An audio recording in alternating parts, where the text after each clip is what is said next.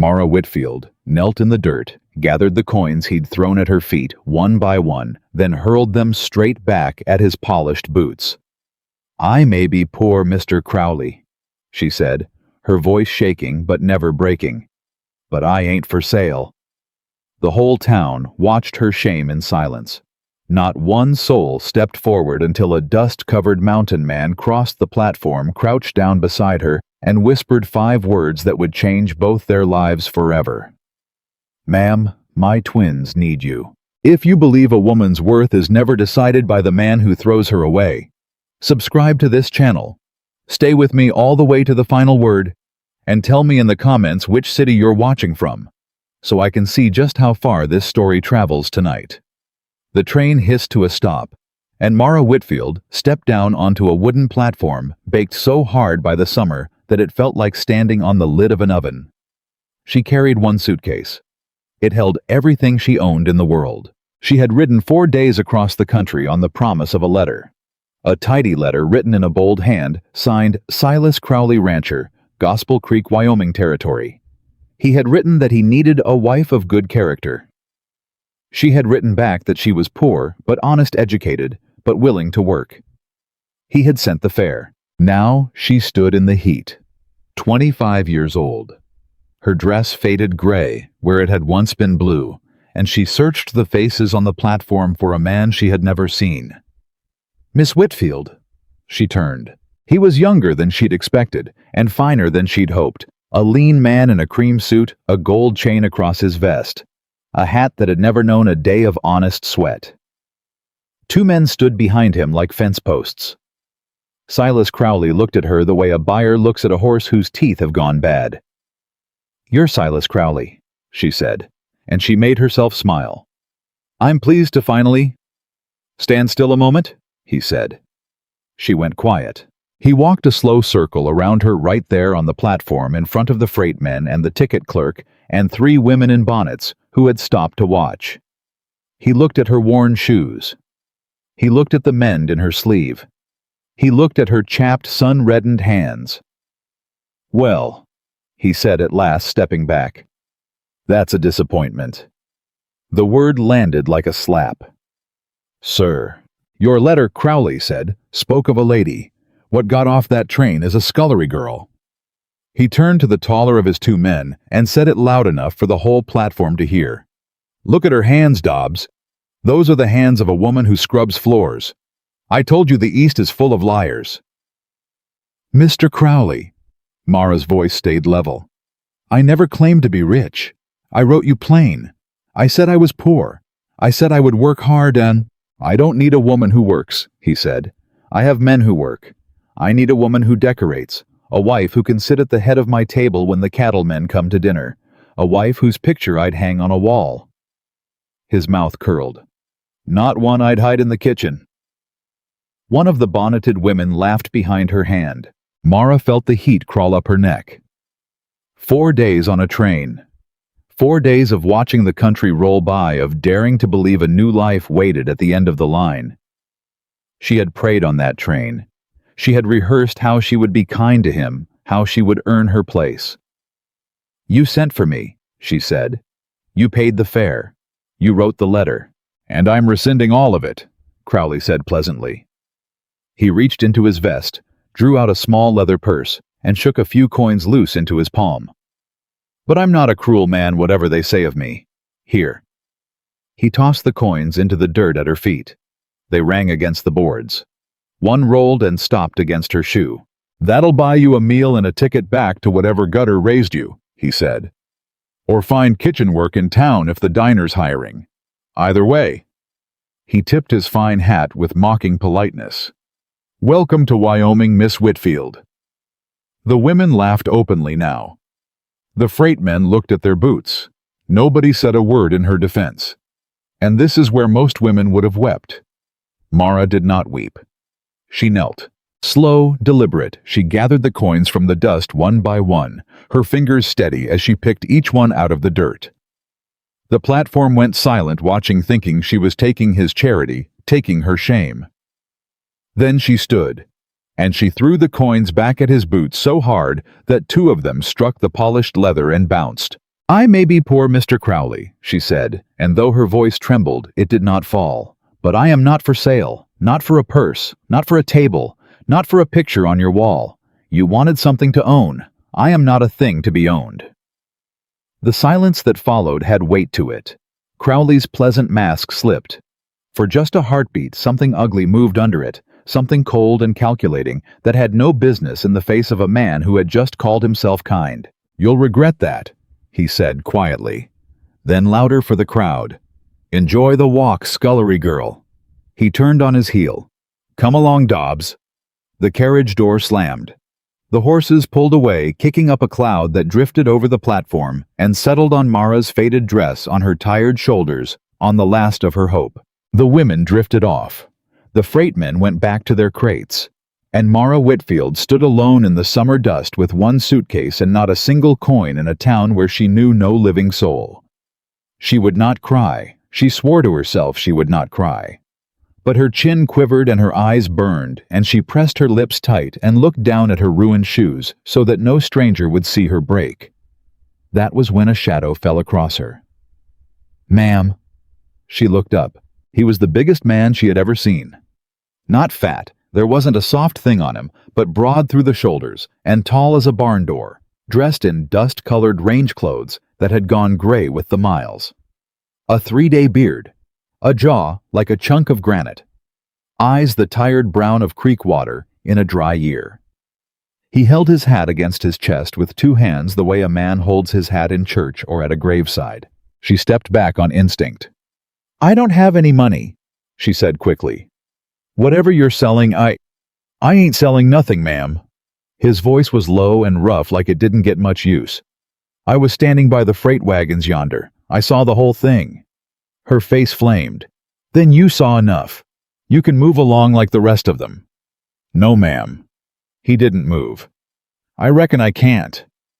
Something in the way he said it made her look at him again.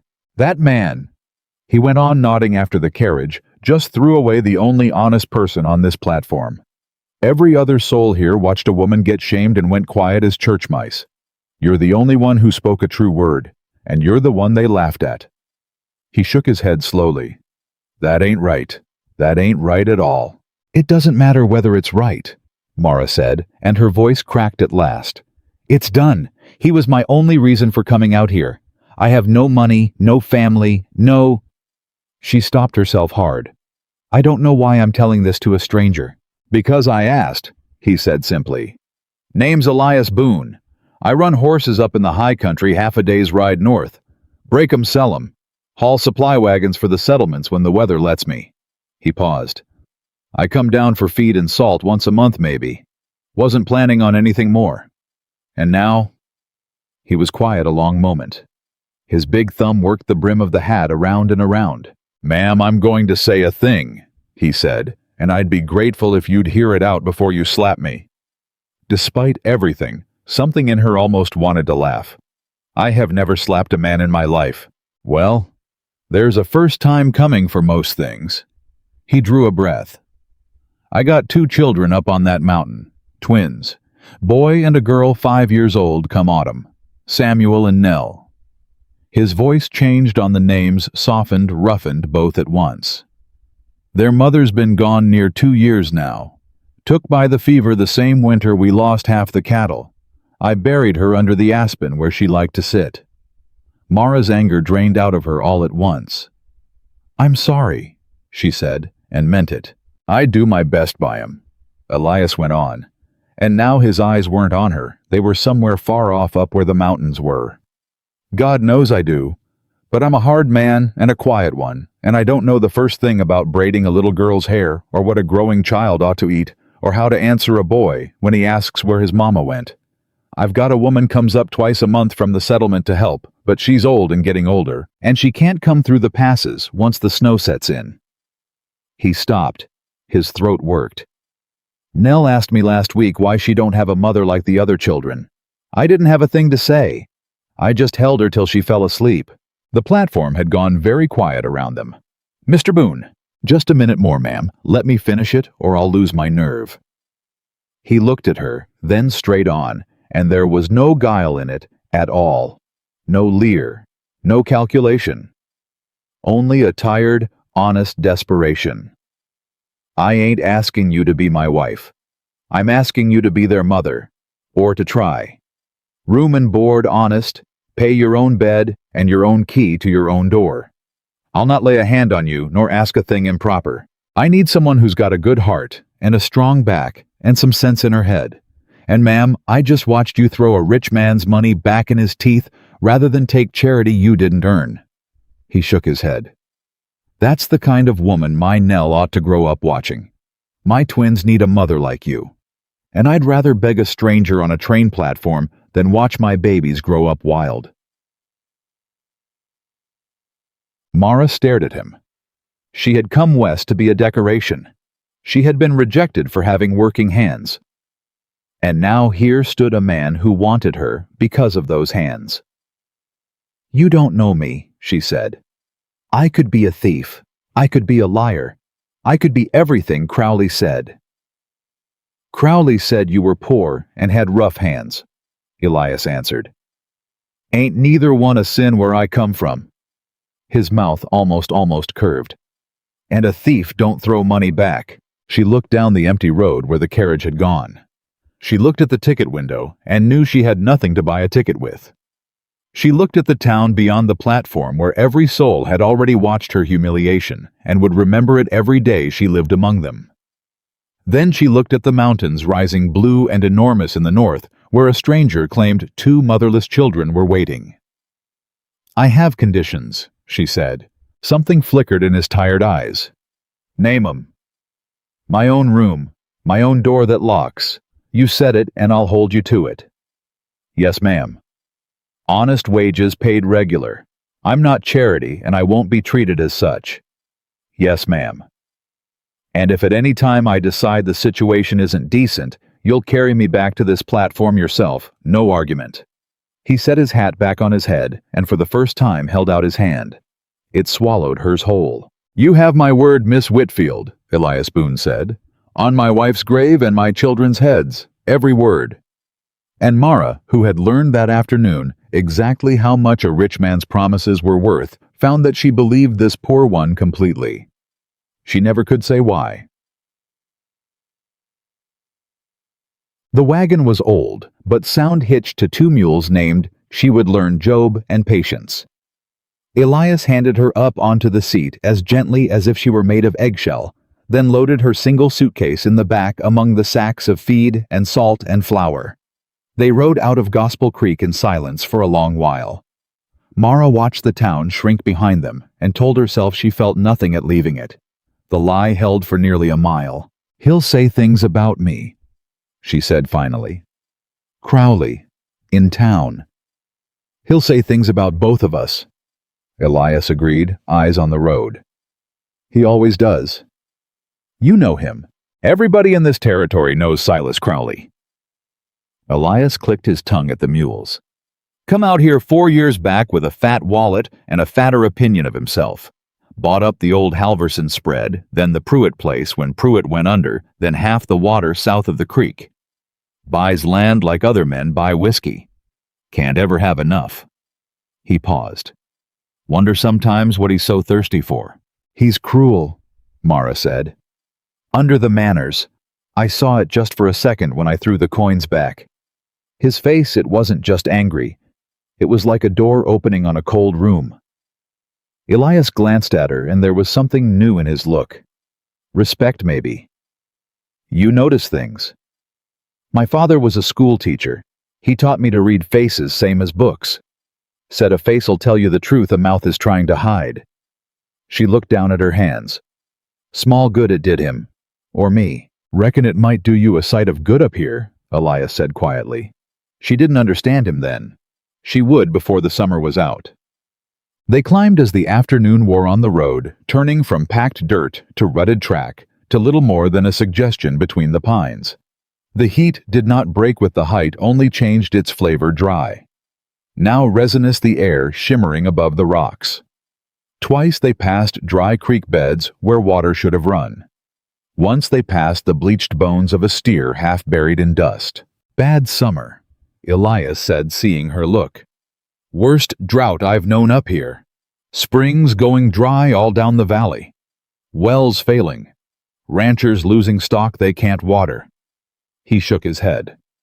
Country's dry as a Sunday sermon and twice as long. But your ranch has water. He was quiet, a beat too long. We manage, he said. She filed that away the way her father had taught her.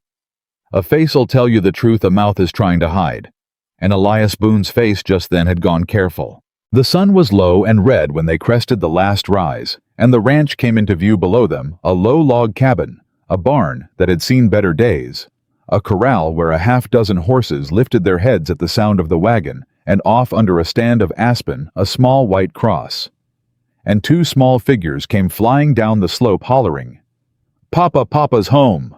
Elias's whole face changed. Every hard line in it went soft. He hauled back on the reins and was down off the wagon before it fully stopped, and he caught them both up, one in each arm, a boy and a girl, and they clung to his neck and talked over each other so fast, Mara couldn't make out one word in three. And Miss Ada let the biscuits burn Papa. They was black as coal. And I found a snake, Papa, a real one, and Nell screamed. I did not scream. You screamed. Whoa now, whoa! Elias laughed an actual laugh, rusty as an old gate, and set them down. Where's Miss Ada? Sleeping, the little girl said. She said her feet hurt, and she had to set. Well, Elias straightened. He put one big hand on each small head, and then gently he turned them to face the wagon. Sam. Nell, I've brought somebody home to meet you. The two children went still and stared up at Mara. The boy was all knees and elbows and suspicion, a shock of dark hair falling in his eyes. The girl was smaller, quieter, with her father's creekwater eyes and a tangle of hair that hadn't seen a proper comb in some while, and she had 2 fingers in her mouth and was watching Mara with the frank, unblinking attention only small children can manage. Mara's heart, which she had spent the whole afternoon armoring against everything, cracked clean open. Hello, she said, and climbed down from the wagon her own self before Elias could come around to help her. She crouched down low right in the dust so she was small as they were. My name is Mara. What are yours? The boy stuck out his chin. I know my name already. I'm sure you do, but I don't, so I'm asking.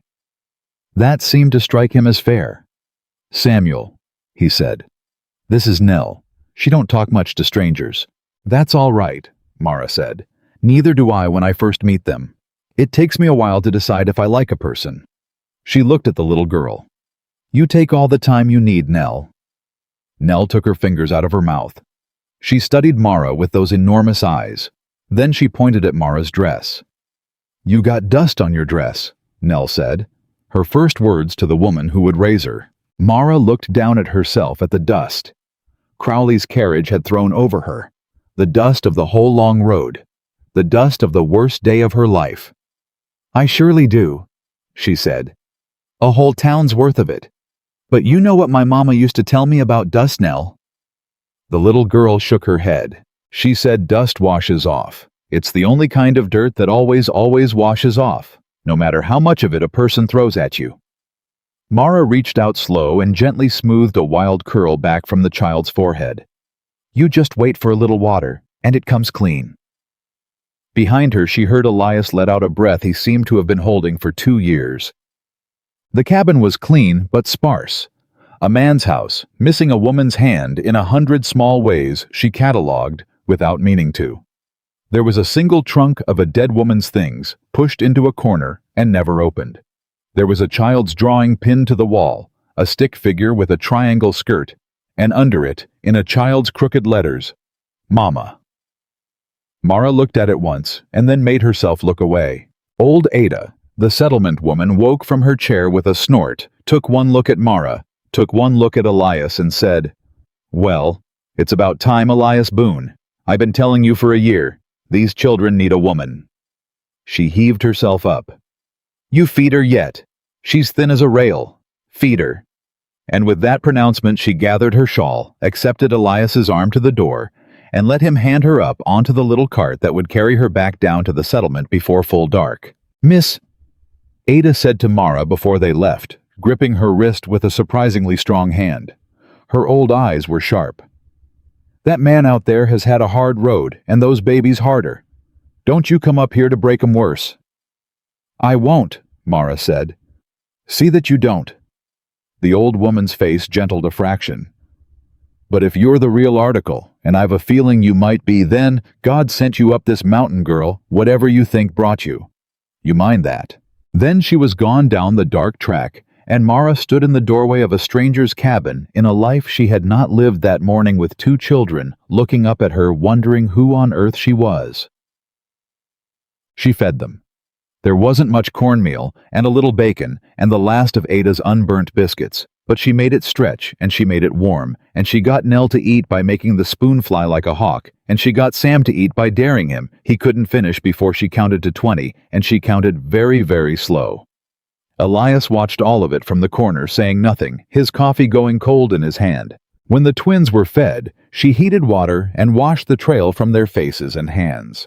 And she found a comb, and she sat Nell between her knees by the low fire and worked the tangles out of that wild hair, slow and patient, humming a low tune under her breath, a tune her own mother had hummed a lifetime and a country away. Nell fell asleep against her knees before she was half done. Mara looked up. Elias was watching her with an expression she couldn't name. His jaw was tight.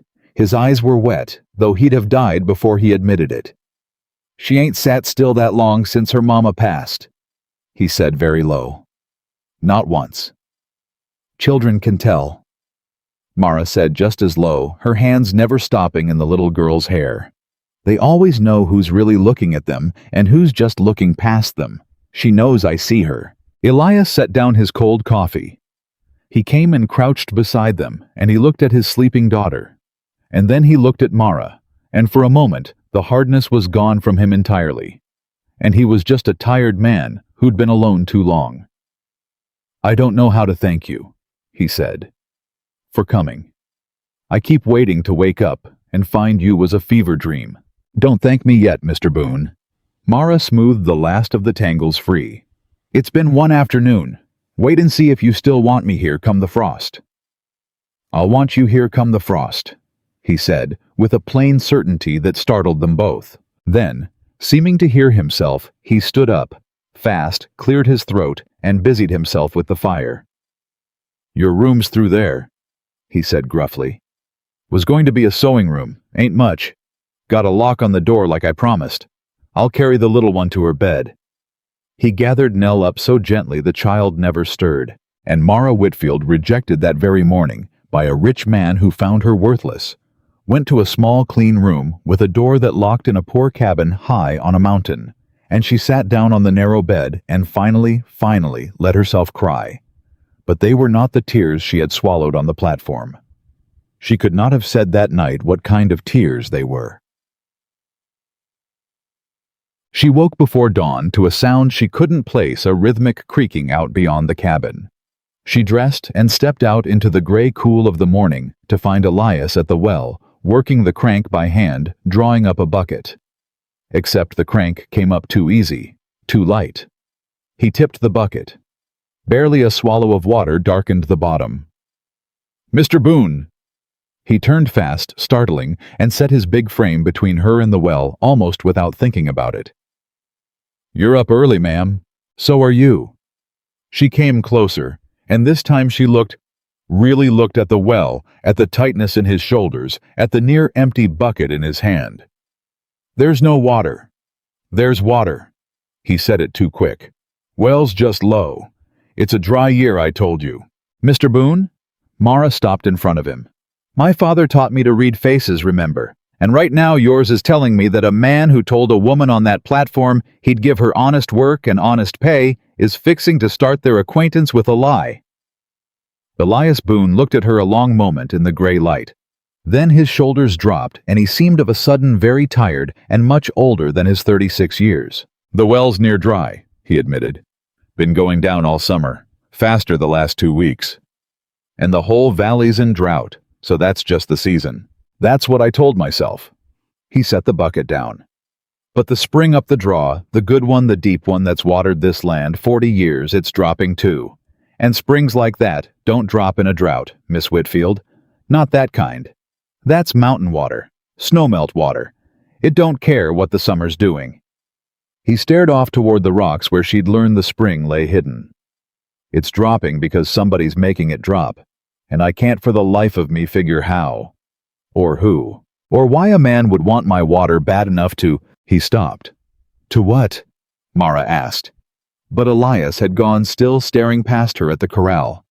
She turned to follow his gaze. The corral gate stood open, and the horses, the half-dozen horses that were this family's whole livelihood, were gone. No, Elias breathed. Then he was running. No. Mara ran after him, her skirts gathered in both fists, and they reached the corral together, and Elias stood in the open gate with his hands hanging useless at his sides, staring at the empty pen, and the churned dust, and the single-cut length of rope lying in the dirt where the latch should have been. They were here last night, he said, his voice gone hollow. I checked 'em myself before dark. The gate was tied. I tied it. He picked up the rope. It had been cut clean through with a knife. Somebody let 'em out. Somebody came up here in the dark while we slept and cut my gate and drove off every horse I own. Crowley, Mara said. It wasn't a question. No? Elias shook his head slowly, but he didn't sound sure.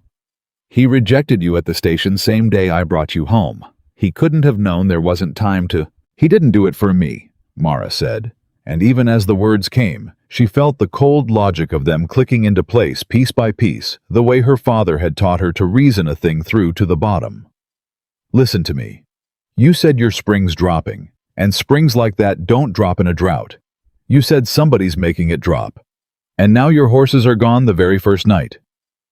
She caught his sleeve. Mr. Boone, what if the horses aren't the point? What if somebody wants you off this land and taking your horses is just the first push? A man on foot on a mountain, with no way to haul supplies, with 2 children to feed and a dry well. How long could he hold out up here? Elias stared at her. Not long, he said quietly. Not long at all. Then that's the plan. Not to attack you, to strand you, to dry up your water and steal your horses and starve you down off this mountain nice and slow until you give it up yourself and call it your own idea. She let go of his sleeve. Who wants this land, Mr. Boone, enough to do all that, and patient enough to do it quiet? And high on the mountain in the gray of that first morning, with 2 children still asleep in the cabin behind them and the summer sun just beginning to burn the ridge to gold. Elias Boone said the name they were both already thinking. Crowley. The empty corral did not answer, but far down the valley, faint on the still morning air, came the sound of a single rifle shot, and then nothing at all. Elias turned toward the sound, and his hand dropped to his hip where no gun hung, and Mara saw his jaw set like stone. Get inside, he said. Bolt the door. Keep the children away from the windows. Mr. Boone? Please, ma'am. He was already moving toward the cabin, toward the rifle she'd seen above the door. I don't know what's coming up that road, but I aim to be standing between it and my children when it gets here. Mara did not go inside. She followed him to the door, and when he took the rifle down and turned to argue, she was already reaching past him for the box of cartridges on the high shelf. You'll want these loaded, she said, if you mean to stand between anything and those babies. My father taught me to read faces, Mr. Boone. She met his eyes, and hers did not waver. But my grandfather taught me to load a rifle, and I have not in one single day on this mountain decided that I intend to hide in a corner while trouble rides up your road. For a long moment, Elias Boone looked at the woman a rich man had thrown into the dust 24 hours before the woman. Nobody in Gospel Creek had thought worth a single word of kindness. Then he handed her the box of cartridges. No, ma'am, he said. I don't reckon you did. The cartridges rattled in the box as Mara's hands worked, and Elias watched her thumb 3 rounds into the rifle before he stopped her. That's enough loaded, he said. You keep the rest. If they come, you don't fire unless I fall. You understand me. Not unless I fall. And if you fall. Then you do what you have to for those children, and you don't waste a single shot on grief." She held his gaze. "I understand you, Mr. Boone." They stood at the door together, listening, but no riders came up the road. The single rifle shot down the valley was not repeated, and after a long while, the morning settled back into its stillness, and the sun climbed, and the children woke. Sam came stumbling out first, rubbing his eyes. "Papa, why are you holding the gun?" Elias set the rifle back over the door in one smooth motion, easy like it was nothing. "Shooting at a hawk that was eyeing our chickens," he said. "Missed him. Go wash up. Miss Mara's fixing to make you breakfast, I reckon." Mara took the cue without a beat of hesitation. "I am indeed. And I'll wager neither of you can wash behind your ears well enough to fool me. I check." Nell's face appeared in the bedroom doorway. "Nobody checks behind the ears," she said, deeply suspicious. "I do. It's the first thing I check." Mara set the cartridge box high on the shelf out of small reach, moving as though her whole world hadn't tilted an hour before. "Behind the ears is where a person hides the truth about themselves. Go on."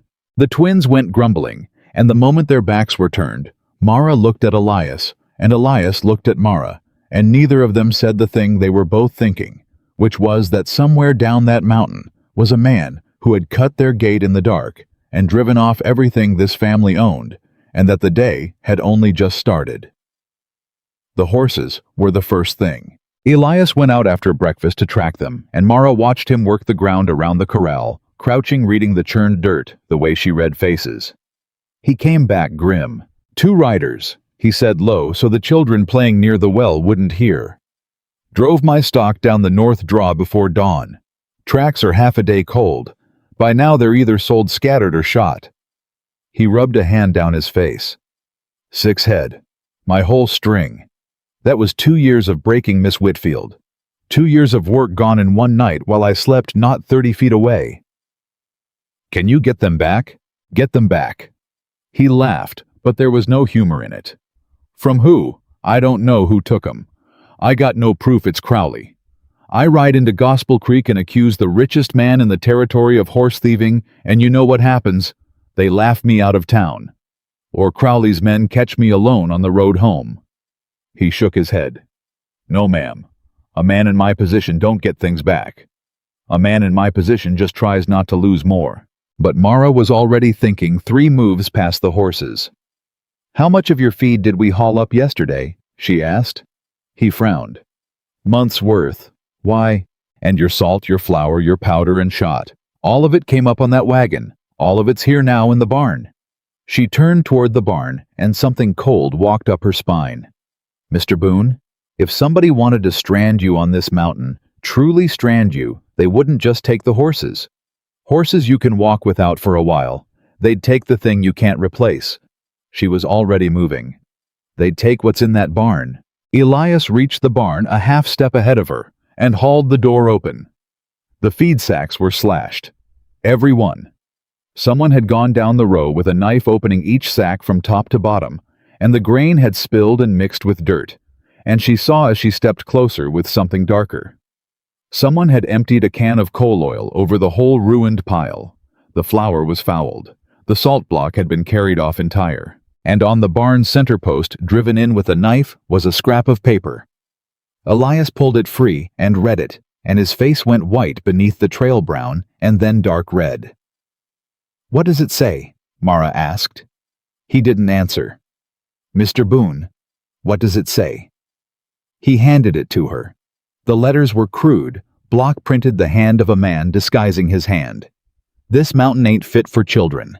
Take them somewhere safe while you still can." Mara read it twice. The paper trembled not from the wind, there was no wind, but from her own hand, and she made herself still it. "That's not a warning," she said quietly. "That's a threat against the children. He knew they were here. He knew there were children on this mountain. He knows everything that happens in this territory," Elias said, and his voice had gone to gravel. "He's got men in every settlement, at every crossroad, in the freight office, in the assay office, likely in the sheriff's office too. That's how Crowley works. He don't come at you with a gun.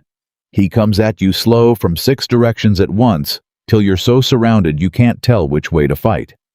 He took the paper back and folded it, and put it in his shirt pocket over his heart, like a man saving up a debt. But he made one mistake with this. What mistake? He put it in writing. Elias looked at her. You said your daddy taught you to read faces. But you read papers too, don't you? Contracts. Documents. That's the real reason Crowley threw you off that platform, ain't it? Not your hands, your eyes. He looked at you and saw a woman smart enough to catch him. Mara went still. She hadn't said that to him. She'd only half thought it herself on the platform in the moment his mask had slipped. How did you? Because I watched his face, same as you watched it, Elias said. I was standing 30 feet off, and I saw a rich man look at a poor woman and go afraid. Just for a second. I couldn't figure it then. I figure it now. He tapped the pocket where the note sat. He's afraid of people who can read the truth. And now he's got 2 of them on this mountain. It should not have warmed her in a ruined barn, standing over their poisoned winter stores. But it did. They had 2 weeks of food stretched thin if the drought didn't worsen, and the well didn't fail entirely. They had a rifle and a box and a half of cartridges.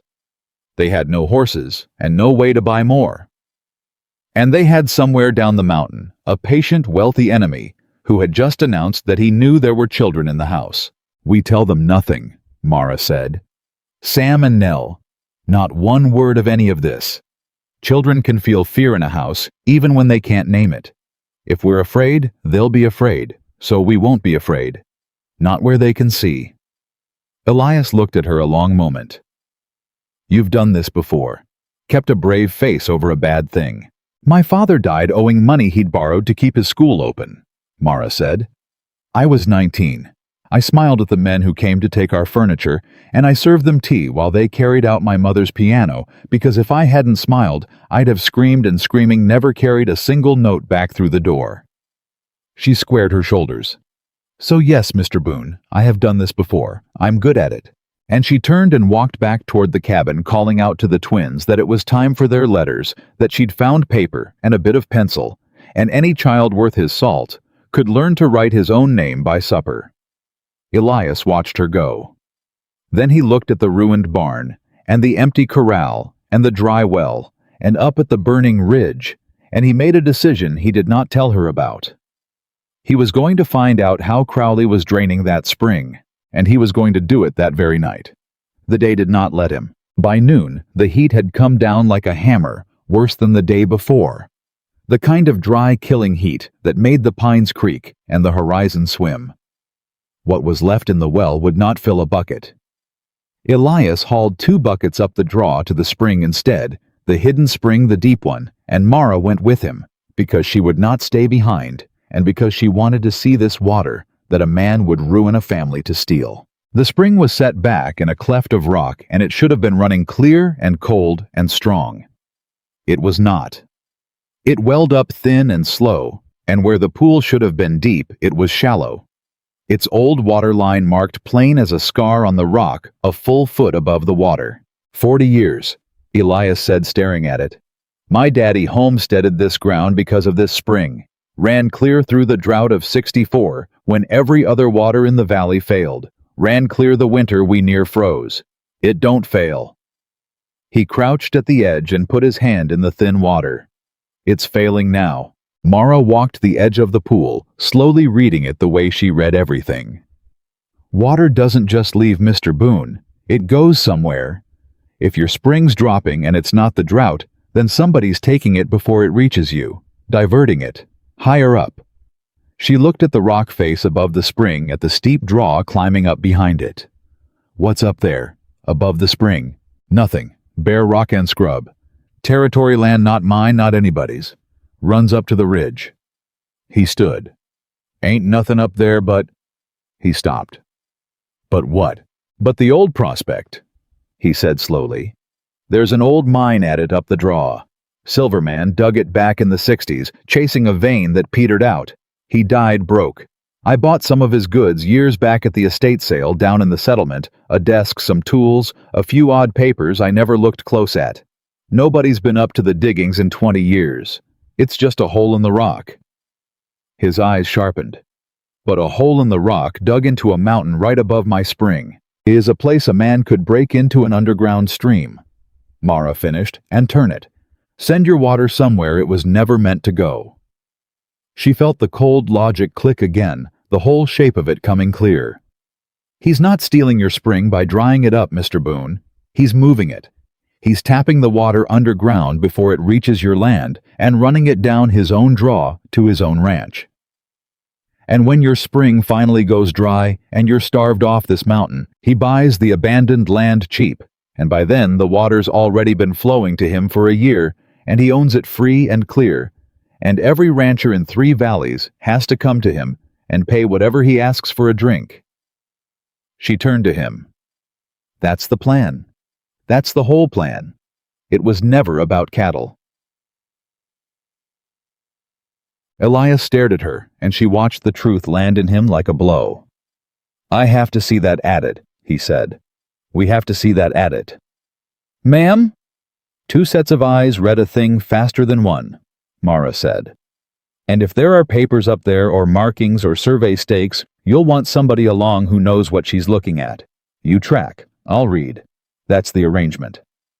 She had already turned to climb. "Bring the rifle." They didn't reach it that day. They'd climbed no more than 20 minutes up the punishing draw when Sam's voice came thin and high from below, from the direction of the cabin, screaming, "Miss Mara! Miss Mara! Come quick! Nell fell in the well!" Mara was running before the last word landed. She half fell down the draw, her skirts tearing on the scrub, Elias's heavier boots pounding behind her, and the whole way down her heart hammered one word over and over: "Fell in the well, fell in the well, the dry well, the deep dry well," and she reached the yard, and there was Sam by the wellhead, sobbing, pointing down. She wanted to see the water. He wept. She leaned over to see, and she went in. Miss Mara. She went in. Elias hit the wellhead and looked down into the dark and roared his daughter's name. A small, terrified, live voice floated up. "Papa, she's alive." Elias sagged against the stone for 1 second, then he was all motion. "Nell, baby, don't you move, Papa's coming." He was already hauling on the well rope, but the crank was old, and the child was 15 feet down in the dark on a narrow ledge of collapsed stone, and the rope was frayed, and Mara saw him look at that frayed rope and do the math and reject it. "It won't hold your weight," she said. "I know it won't." "It'll hold mine." Elias turned. "I'm half your size, Mr. Boone." Mara was already knotting the rope around her waist, fast, her father's brother's sailor knots that she'd learned as a girl and never forgotten. "You lower me, I get to her, you haul us both. The rope holds 1 small woman and 1 small child. It does not hold a man built like a barn." She yanked the knot tight. "There's no time to argue, and you know it. Lower me down." For 1 terrible heartbeat he hesitated, a man who had already lost a wife to this mountain being asked to lower another woman into the dark on a frayed rope. Then Nell's voice came again, smaller. "Papa, it's dark. I don't like it." And Elias braced his boots against the wellhead and took the rope in both his enormous hands and said, "Go. I've got you. On my life, I've got you." Mara went over the edge into the dark. Down and down the stone, wet cold against her, the circle of daylight shrinking above her head, and she found the child crouched on a jut of broken rock with the black water inches below. Her small feet wide-eyed, too frightened even to cry now.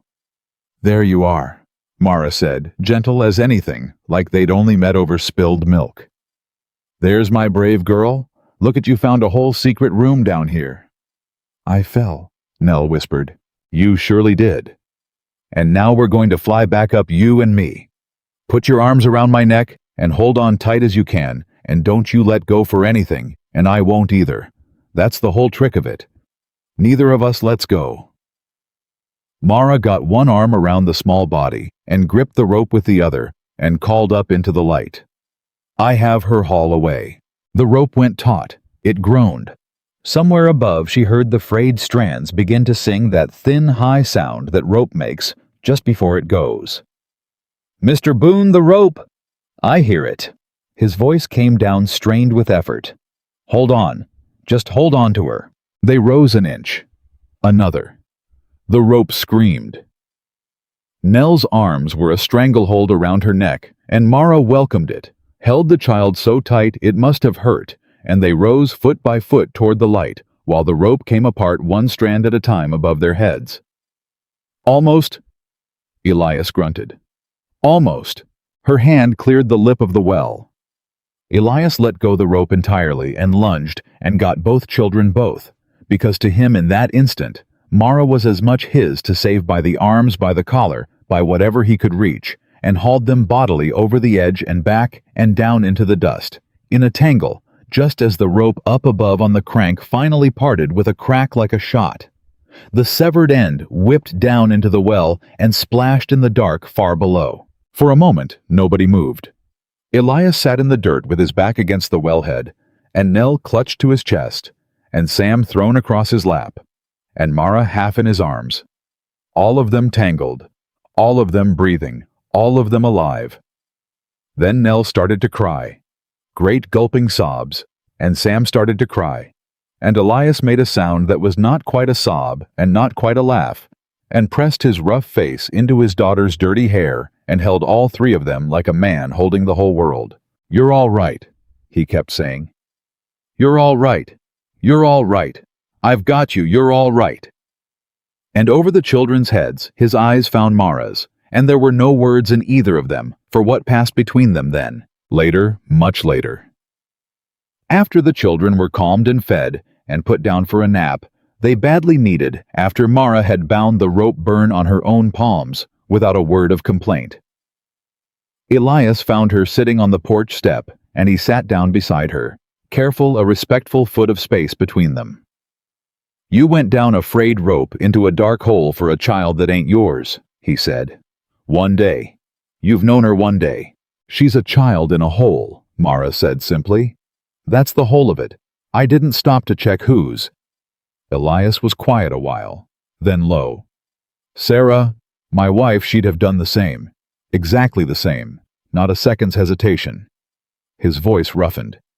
"I spent 2 years thinking there wasn't another soul on this earth built like that. And then a rich fool throws one off a train platform right in front of me." Mara looked down at her bandaged hands. "Don't make me into something I'm not, Mr. Boone. I came up this mountain because I had nowhere else to go. That's not courage. That's just having no other door.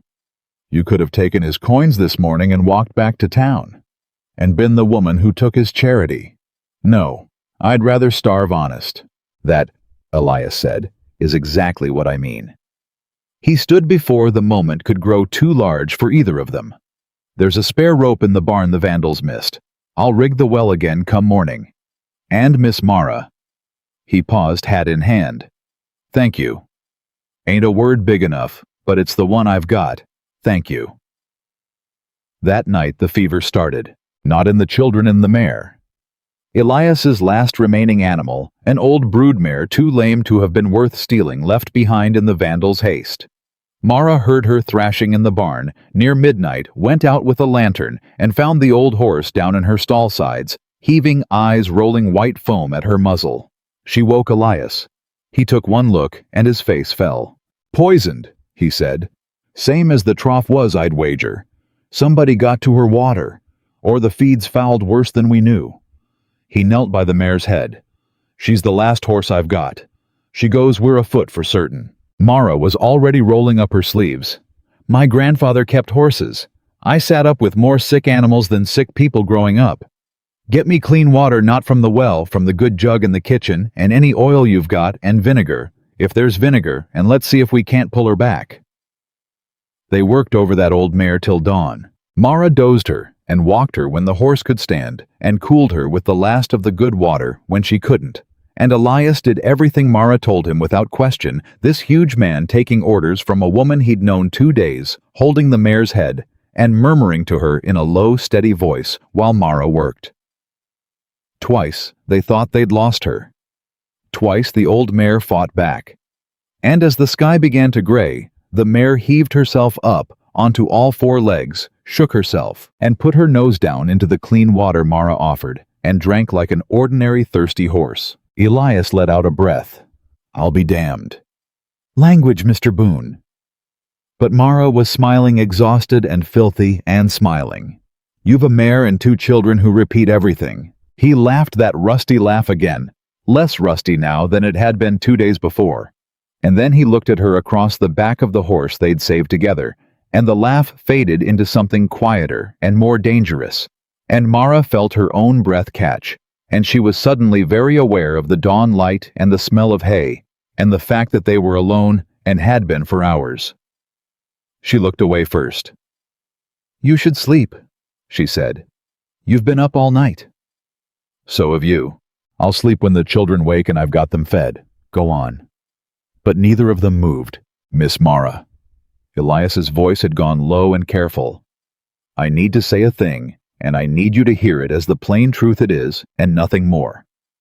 When I asked you up this mountain, I told you I wasn't asking for a wife. I meant it. I still mean it. I'll not go back on my word, nor crowd you, nor make this place anything but safe for you." He turned his hat in his hands. "But I'd be a liar if I said I didn't feel the ground shifting under me. 2 days, and I already can't picture this place without you in it. That ain't a proposal. That's just a man being honest with a woman who's earned honesty. That's all it is." Mara's heart was doing something complicated and unwelcome in her chest. "That's a great deal of honesty for a man who claims he doesn't talk much," she managed. "Reckon you're a bad influence." And she laughed, and he laughed, and for one moment the whole terrible weight of the poisoned barn and the drying spring and the threatening note lifted, and they were just 2 people who'd saved a horse together and found against all sense that they liked each other very much. The moment ended when Sam came running from the cabin. "Papa! Papa, there's a man! A man on a horse coming up the road." Elias moved like water. He had Mara behind him and the barn between them and the road before she'd fully turned, and he was reaching for the rifle he'd propped in the corner. "How many, Sam?" "Just one, Papa. He's got a black coat. And papers. He's waving papers." Elias and Mara looked at each other. "Crowley doesn't ride up alone waving papers," Mara said slowly. "Crowley sends men in the dark. This is someone else." The rider crested the last rise and came down toward the cabin at an easy walk, a thin man in a black coat, hatless in the heat, sweating, and he raised one hand in a gesture that was almost apologetic and called out in a reedy town voice, "Boone, Elias Boone!" "Don't shoot, for God's sake. I'm just the clerk. Deacon Pyle from the land office in Gospel Creek. I've got papers you need to see. I've got—" The man reined up a good distance off out of easy rifle range, and his voice cracked.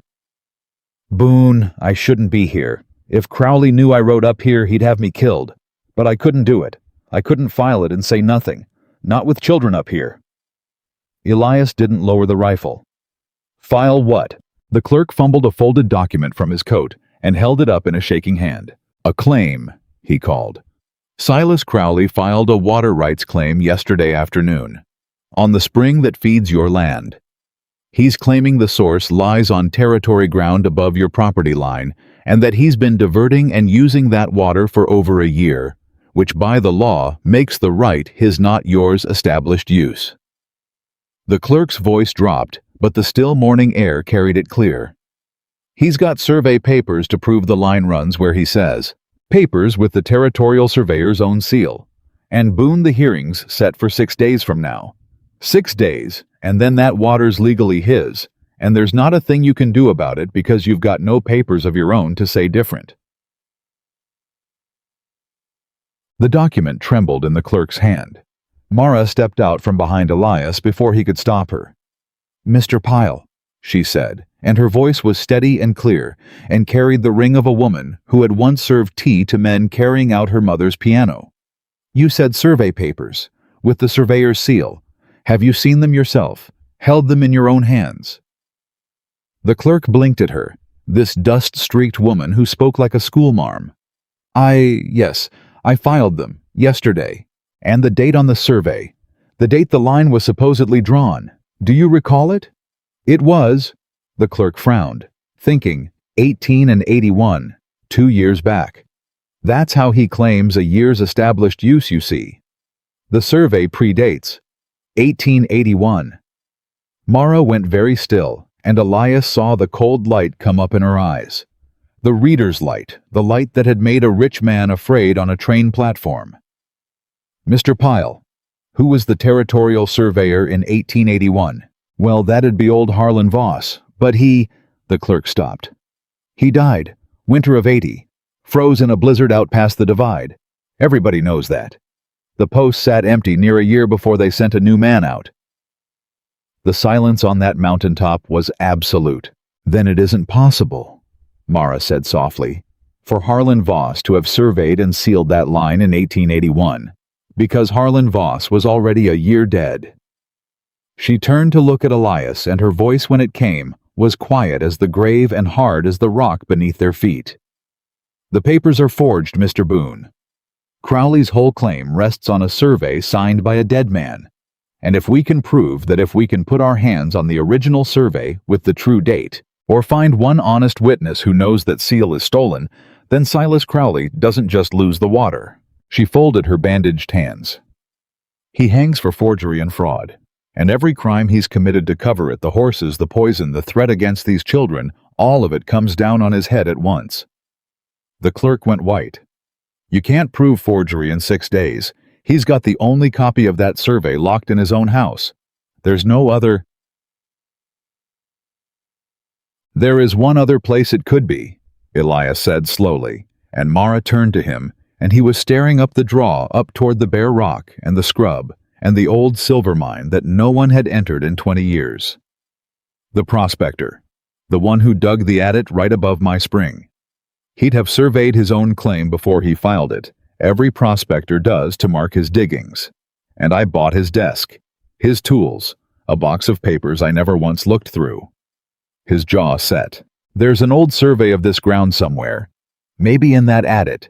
Maybe in that box in my own cabin. A true one.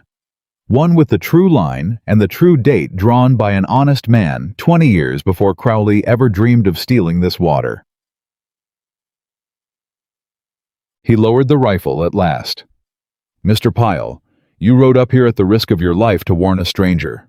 I won't forget it, and neither will these children. Now I need one more thing from you. He walked toward the clerk, and Mara watched a plan settle over him like a coat. I need you to ride back down and file that claim exactly as Crowley told you to. Say nothing. Act the frightened clerk you are. Give me 6 days and don't let him suspect you warned us. The clerk swallowed. And what'll you do in 6 days? Elias looked back over his shoulder at the cabin where his children were, at the ruined barn at the dying spring, and last of all, at the woman a rich man had thrown into the dust, who had come up his mountain with one suitcase, and turned out to be the one weapon Silas Crowley never saw coming. In 6 days, Elias Boone said, I'm going to find that survey and bring the truth down off this mountain and lay it on the table in front of the whole town that laughed at her. Down in the yard, the old mare they'd saved lifted her head and whinnied at the rising sun, and far up the draw, the thin cold spring ran on dying by inches, keeping its buried secret for 6 more days. The clerk was barely off the mountain before Elias hauled the dead prospector's box out from under the eaves where it had sat forgotten for 6 years. He dropped it on the table, and Mara went at it the way a starving woman goes at bread. Papers, receipts, an old assay report, a Bible with a broken spine, a bundle of letters tied in string, gone brittle with age.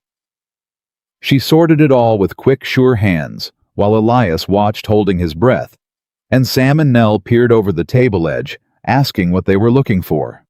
Treasure. Mara told them, not looking up. A piece of paper worth more than gold. Now hush and let me hunt. But the survey was not there. She went through every sheet twice. Assay reports, a claim registration letters from a sister back in Ohio, a bill of sale for a mule. No survey. No map of the diggings. Nothing with a line and a date. It's not here, she said finally, and the disappointment in the room was a physical thing. He filed a claim. Here's the registration, so he must have surveyed, but the survey itself isn't in this box. She set the papers down. He kept it somewhere else, somewhere he thought safer. Elias's eyes went to the draw. The adit. The adit? Mara agreed. They went at first light the next morning, the two of them leaving the children with strict instruction, and the door bolted and the old mare's bell rigged to ring if anyone came up the road. Elias carried the rifle and a coil of the new rope and a lantern. Mara carried nothing but her wits, which she had come to understand were the only weapon on that mountain Crowley truly feared. The climb near killed them both in the heat. But they reached the adit by mid-morning, a black mouth in the rock, timbered at the entrance, half choked with fallen scree, and Elias lit the lantern and went in first, bent double under the low ceiling, and Mara came behind with her hand fisted in the back of his shirt, so as not to lose him in the dark. 20 feet in the tunnel opened, and there, exactly as Mara had reasoned it would be, was the water. An underground stream ran through a natural channel in the rock, the true source, the spring's own heart, before it ever reached the surface. And someone had been at it. Recently. Fresh timber shored a crude dam, and a channel had been cut into the rock to turn the water aside, sending better than half the flow down a new blasted course that ran off into the dark toward the south. Toward Crowley's land. There it is, Elias breathed, lifting the lantern. There's my spring. He's been up here with powder and men right over my head, stealing it a bucket at a time. His voice shook with a fury she'd not heard from him before. Right over my sleeping children's heads. Elias. Mara had gone still beside the diverted channel. Look. Someone had left tools. A pick, a shovel, a coil of fuse, and tucked into a dry niche in the rock, where a man might store his dinner, a flat tin document case. Elias pried it open. Inside were papers, and the top one was a survey, and it bore a seal, and Mara took it to the lantern with hands that would not stay steady. She read it. She read it again. Then she made a sound that was half a laugh and half a sob. It's the forgery, she whispered. The working copy. Elias, look at the seal. It's Harlan Voss's seal pressed fresh, but the paper, she held it to the light. The paper's new. Not 2 years old. New this season. You can smell the ink. And here in the corner. Her finger stabbed at a faint pencil mark someone had failed to erase. Here's the true survey line drawn in pencil first before they inked the false one over it. Someone traced an honest survey and moved the boundary. And they were sloppy. They left the pencil.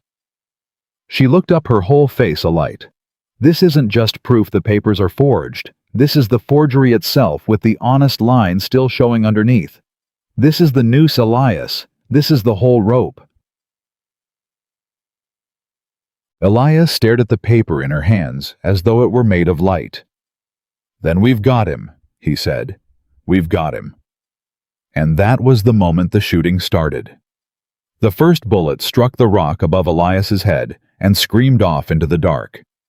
He had Mara down and behind him before the echo died, the lantern knocked flat, the flame guttering. They followed us, he said against her ear. Or they were coming up to work the dam and found us here. He got the lantern up, snuffed it to a low glow. Miss Mara, listen to me. There's 2 ways out of a mine and only one that a man expects. Now I want you to... How many? Sounded like 2 rifles, maybe 3. He pressed the tin case into her hands. You take this. You keep it against your body no matter what. If it comes to it, you crawl into the dark deep and you wait, and you do not come out for anything. You hear me? Not for anything. Not for you.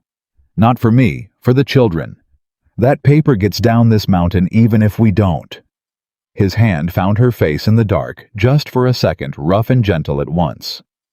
You understand. She understood. She hated it. She understood. There's a shaft branches off yonder, Elias whispered. Old ventilation cut. Comes out on the far side of the ridge 100 yards off in the scrub. They won't know it's there. You take the paper and you go out that way while I keep 'em looking at this door. Then I lose 'em in the rocks and we meet back at the cabin. That's not a plan, that's you dying so I can run. It's the plan we've got. No. Mara gripped his arm. Listen to me. They want us stranded. Remember? They want us gone quiet. Crowley doesn't want two bodies in a mine that brings the law up here asking questions. If they meant to kill us outright, they'd have rushed us. That first shot was a warning shot. It went high on purpose. They're trying to pin us here, keep us bottled till Crowley decides what to do with us. Which means they're waiting. Which means... Her mind raced. Which means they don't expect us to come out shooting. They expect us to be afraid. Elias was quiet a beat. You read that in the dark off one bullet. I read it off everything he's done for 2 weeks. He's a patient man who never once has come at you straight. His men are the same. They'll be dug and comfortable waiting us out. She pressed the tin case flat against her chest and drew a breath. So we don't wait.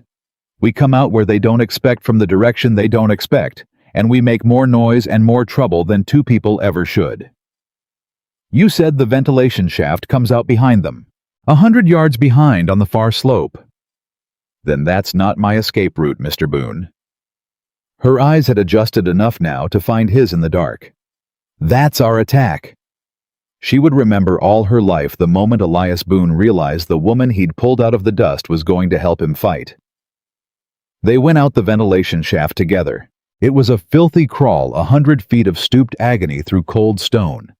And they came out in the scrub on the far slope, filthy and scraped and squinting in the light, and exactly as she'd said above and behind the two men who crouched behind boulders, watching the main adit rifles trained on a door their quarry had already left. Elias didn't hesitate. He put a bullet into the rock a foot from the nearer man's head and roared, and the two hired men who had every reason to believe their targets were pinned helpless in the mine before them, came near out of their skins when fire came down on them from the wrong direction entirely. One broke and ran for his horse. Elias let him go. The other spun panicked and fired wild, and Elias fired back, and the man's rifle went spinning out of his hands, and then Elias was down the slope on him like an avalanche, and it was over in a matter of seconds. The huge mountain man had the hired gun face down in the dirt, with a knee in his back, before the fellow understood he'd lost. Mara rope. She was already there with it. They bound him hand and foot, and Elias hauled him up to sitting against a boulder, and Mara crouched down in front of him with the tin document case held where he could see it, and she looked into the man's frightened face, and read it the way she read everything. You're not from here, she said. Your boots are town boots, not range boots. Your hands are soft. You're hired muscle brought in from somewhere else, and I'd guess you don't know 1/10 of what you've been made part of. She let that sit. Do you know what's in this case? The man said nothing. It's a forged survey, signed with a dead man's seal. Do you know what they hang men for in this territory?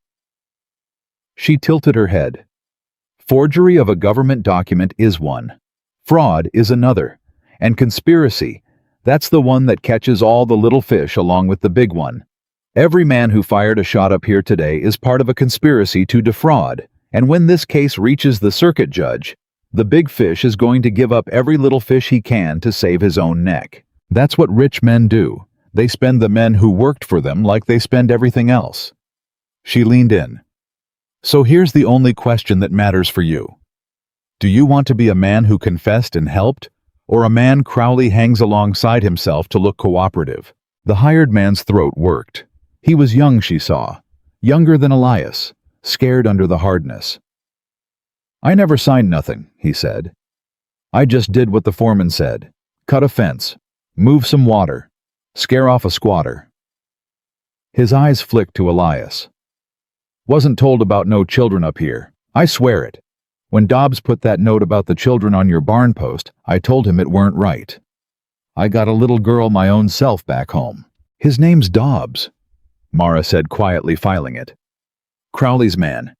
The one who was with him at the station. Dobbs runs it all. The man said the words coming faster now, the way they do once the dam breaks. Crowley never dirties his hands. It all goes through Dobbs. The water, the survey, the men Dobbs hired, the fellow forged the papers some drunk down in Cheyenne used to work the surveyor's office. Dobbs paid him $50 and a bottle. I heard him brag on it. He swallowed. You want to hang Crowley, you got to catch Dobbs first, and Dobbs don't never leave anything writ down." Mara and Elias exchanged a look. "He left something writ down," Mara said softly, tapping the tin case. "He left this." The man they'd captured had a name Ellis Ward, no relation to anything but his own bad luck. And by the time they'd walked him back down the mountain, prodded along at the point of his own confiscated rifle, he'd told them the shape of the whole thing. The hearing was in 5 days. Crowley meant to win it clean on the forged survey, and had only sent men up to work the dam, and finding intruders to bottle them. He had not authorized killing. Dobbs Ward believed had wanted to. Crowley had said no, not because he had a conscience, but because a dead rancher and a dead woman brought a circuit judge and a coroner up the mountain, and the last thing Crowley wanted was official eyes on that adit before the water rights were safely his. "So we've got 5 days." Elias said that night, low after the children slept, "And the one thing he can't afford is attention, which means the smartest thing we can do is make as much noise as humanly possible," Mara finished. "Get the truth in front of as many eyes as we can as fast as we can, before he can arrange a quiet accident to make it all disappear." She had the forged survey spread on the table under the lamp, and beside it a sheet of her own on which she'd been writing in her clear schoolteacher's hand everything Ward had confessed. "He spent 2 years being patient in the dark, Elias, so we do the opposite. We drag it all into the light, and we do it loud." Elias looked at her across the lamplight, filthy still a scrape across her cheek. Her hands wrapped and her hair come down 5 days from a hearing that would decide everything, and he thought she had never in her life looked less like a decoration and more like the most beautiful thing he'd ever seen. He did not say it, but she read it in his face anyway, because she read everything, and this time she did not look away. The reckoning came sooner than 5 days. It came the next night, and it came the way Crowley always came in the dark, from a direction they didn't expect. Mara woke to the smell of smoke. She was up and out of her room and into the main room before she was fully awake, and she saw the orange light dancing on the walls through the window, and she knew before she looked that it was the barn. "Elias, the barn's afire." He was up and moving, but it wasn't only the barn. They'd set the barn to draw him out, and it worked. Elias was through the door and running toward the flames, the last mare screaming inside, before Mara's shout of warning caught in her throat, because she'd seen in the leaping firelight the shapes of men who were not running toward the fire at all. They were running toward the cabin, toward the children. Everything after happened very fast and very slow at once. Mara did not scream again. Screaming her father had taught her never carried a single note back through a door. She turned and ran for the wall above the door and took down the rifle, and she had it loaded 3 rounds the way Elias had taught her that first morning a lifetime ago. And she put her body squarely between the door and the room where Sam and Nell slept, and when the first man kicked the door in, she was ready. "That's far enough," she said. The man froze. He had not expected the woman. He'd expected a dark cabin and 2 sleeping children and an easy grab. Dobbs's real plan laid bare. In that instant, the barn, a diversion. The children, the true target hostages to drive Boone off his land in an hour without a single shot fired at a grown man. "Easy, lady." The man showed his empty hands, but his eyes went to the rifle measuring. "We ain't here to hurt nobody. Mr. Dobbs just wants a word with the little ones. Insurance is all. Put the gun down and don't nobody get—" "You take 1 step toward that room," Mara said, and her voice did not shake. "Not this time, not with 2 children behind her. And I will put a bullet through you, and then I will reload because my grandfather taught me to reload faster than most men can rush a doorway, and I will put the second one through your friend. I have thrown a rich man's money back in his teeth on a public platform. I have gone down a dry well on a frayed rope. I have crawled through a mountain in the dark with a forged deed against my heart. Do you honestly believe, sir, that you are the most frightening thing I have faced this week?" The man hesitated. That hesitation was Dobbs's whole scheme failing. Because behind the intruders, silhouetted against his own burning barn, having gotten the screaming mare loose and turned at last to see the men swarming his home, came Elias Boone, and there was nothing patient or quiet or careful in him now at all. He came through the yard like the wrath of God. The man in the doorway heard him too late. Elias hit the little knot of intruders from behind, and they scattered like quail, and it was chaos and shouting and fists in the firelight. And one man raised a pistol, and Mara in the doorway sighted down the rifle her grandfather taught her to load and fired over Elias's shoulder, and knocked the pistol spinning from the man's hand, and Elias put that man down with one blow and turned for the next. It was over in 90 seconds. 2 of Dobbs' men ran for the horses and got away into the dark. One lay groaning in the dust, and Dobbs himself. Mara knew him the moment the firelight caught his face, the tall man from the station, the man who'd stood behind Crowley like a fence post. Dobbs stood at the edge of the yard, and he had not run, and he was smiling, and he had a pistol, and it was pointed not at Elias. It was pointed at the doorway, at Mara, at the children behind her. "Now everybody just hold still," Dobbs called out, easy as anything. "Boone, you move, and I put one through your lady friend, and then through whichever little Boone is standing closest behind her. You understand me?" Elias went still, 20 feet away, chest-heaving fists, bloody. He went absolutely still, because Dobbs had found the one thing on this earth that could stop him. "There now," Dobbs said. "That's better."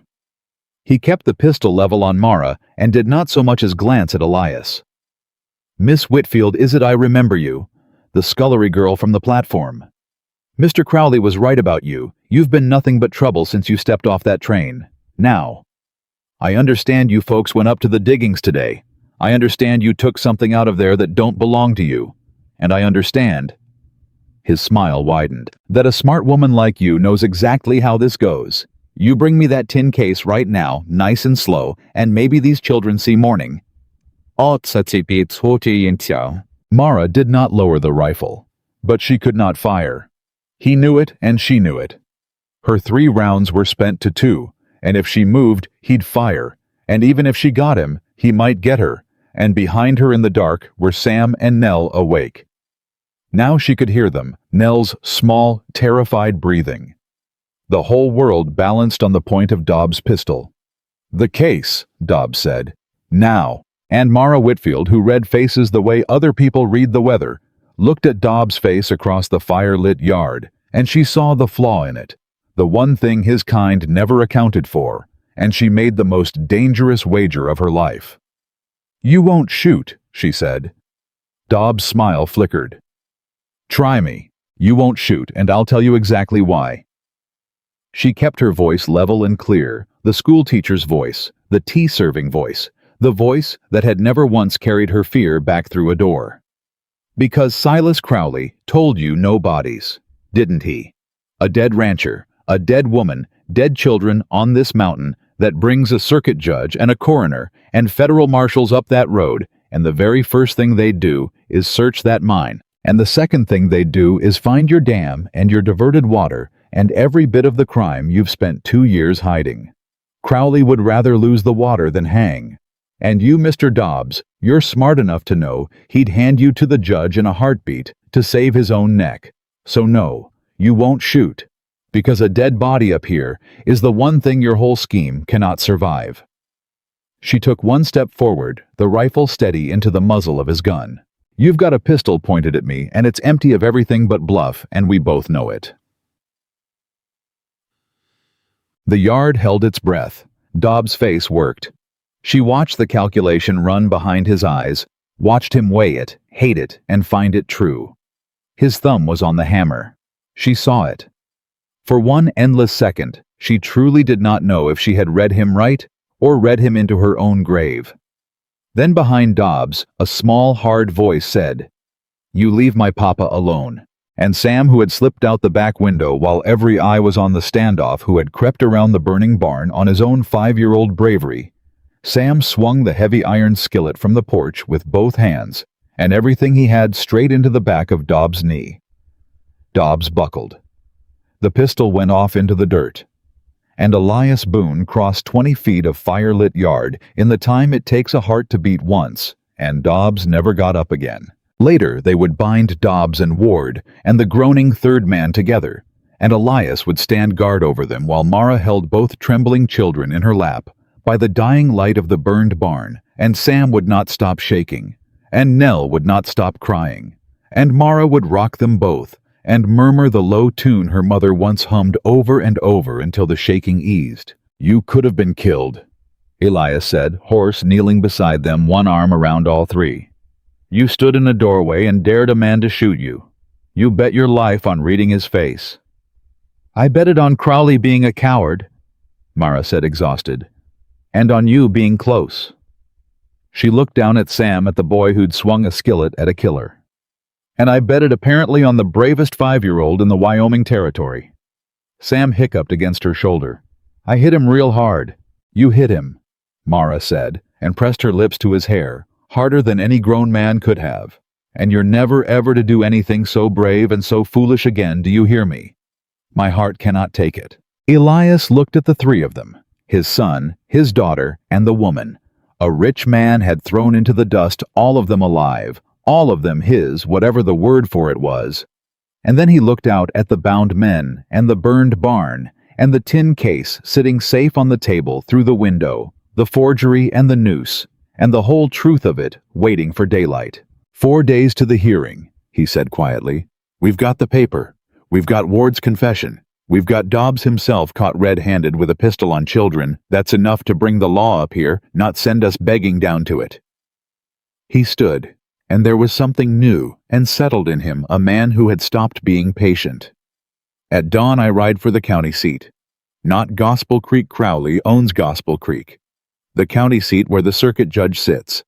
And I bring back a real marshal, and I bring him up this mountain to see that dam with his own eyes. You're not riding anywhere alone, Mara said. Somebody's got to stay with the children and guard 3 prisoners. Then we send Ward. Mara looked at the young hired man, bound and miserable against the wall, the one with a little girl of his own back home. He wants to turn. Give him the chance to ride down and bring the marshal himself with a note in my hand, laying out everything, and let his cooperation start now. A guilty man racing to confess before his boss can silence him. No marshal in the territory ignores that. Elias considered it. Then he almost smiled. You'd trust a man who cut my fence to ride for the law. I'd trust a frightened father to save his own neck, Mara said. It's the most reliable force I know of, present company accepted. And in the gray before dawn, they cut Ellis Ward's legs loose, but not his hands, and they sat him on the old mare with the note pinned inside his shirt, and a promise that his cooperation would be told true to the judge, and they sent him down the mountain toward the county seat and the law. A hired villain turned witness, carrying the first thread of Silas Crowley's undoing down into the burning summer valley. Mara watched him go until the dust swallowed him. He'll run, Elias said beside her. 10 to 1 he runs the other way the second he's out of sight. He won't, Mara said. She was watching the road and the risen sun and the long dry miles between this mountain and justice. He's got a little girl. A man with a little girl always rides toward the thing that lets him look her in the eye again. She turned back toward the cabin, toward the children stirring inside, toward the tin case that held a dead surveyor's stolen seal and a corrupt man's whole hanging future. 4 days, Elias.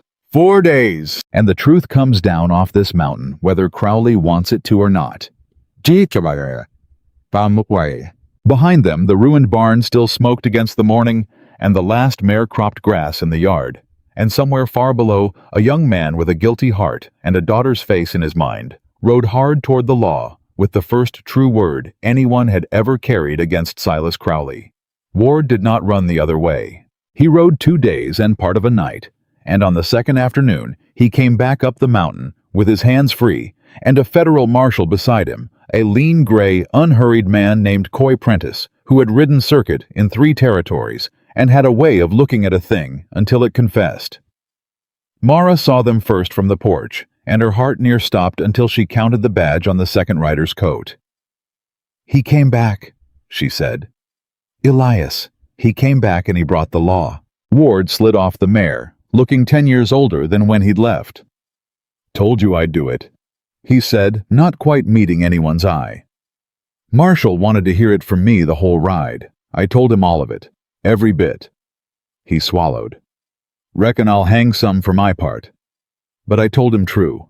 Marshall Prentice stepped down slow, took the measure of the burned barn, the bound men Elias brought out from the shed, the two children peering from the doorway, and last of all the woman on the porch, with a scrape on her cheek and a rifle within reach. "You'd be Miss Whitfield," he said. "The one wrote the note." "I am." Longest, clearest, best reasoned statement of a crime I've read in 20 years on the bench roads. He tapped his coat pocket where the note lived. "Read it 4 times. You a lawyer, ma'am?" "A schoolteacher's daughter, Marshall." "Well?" Prentice looked at her a long, assessing moment. "The schoolteachers I knew never laid out a fraud conspiracy tight enough to hang a man on. Show me this mine." He believed the paper. But Prentice was not a man to hang the richest citizen in the territory on a paper alone, and so before he would say one word about arrests, he made Elias take him up the punishing draw to the adit itself, and he went in with the lantern, and he came out an hour later with dust on his good coat and a hard, flat look in his eye. "There's a dam in that mountain," he said, "diverting a natural spring off one man's patented land and onto another's, and it's been built inside the last season by the look of the timber. That's not drought, Boone. That's a crime you can walk into and touch."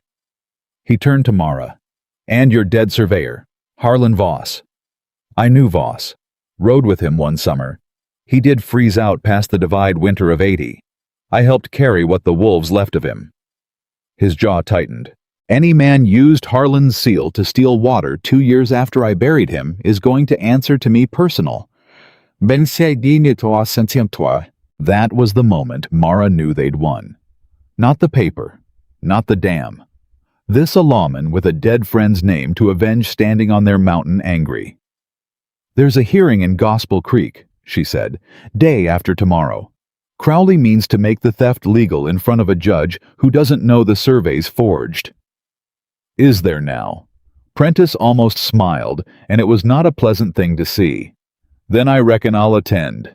They came down off the mountain the next morning in a strange procession. Elias and Mara on the old mare and a horse.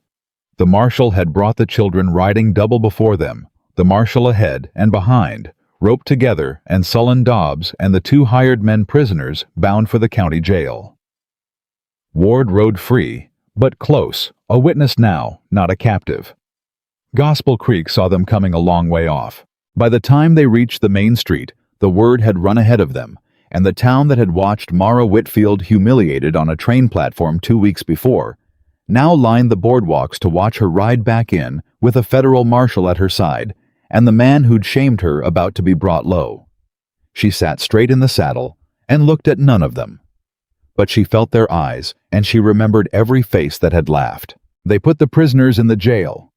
The Gospel Creek sheriff, a soft, heavy man named Tull, went pale as milk when the marshal walked Dobbs through his door, and Mara marked that too.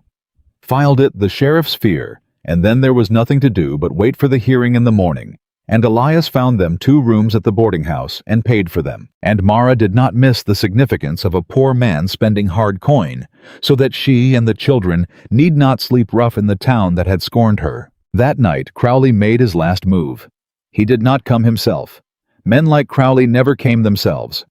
He sent a lawyer, a smooth, soft-handed man named Ambrose, who knocked at the boarding house door after dark and asked to speak with Mr. Boone and the lady privately on a matter of business.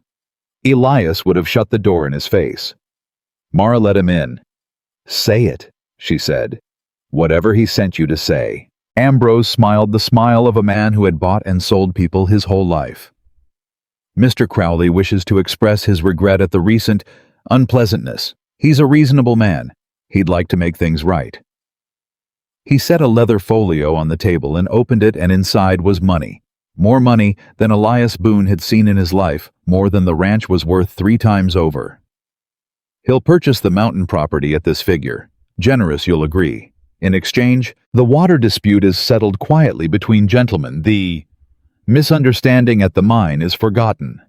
The charges against his employees are dropped, and you take your family and this handsome sum and start fresh somewhere with better prospects. Everyone walks away whole. He folded his hands. Everyone walks away rich in your case, Mr. Boone. Think of your children's future.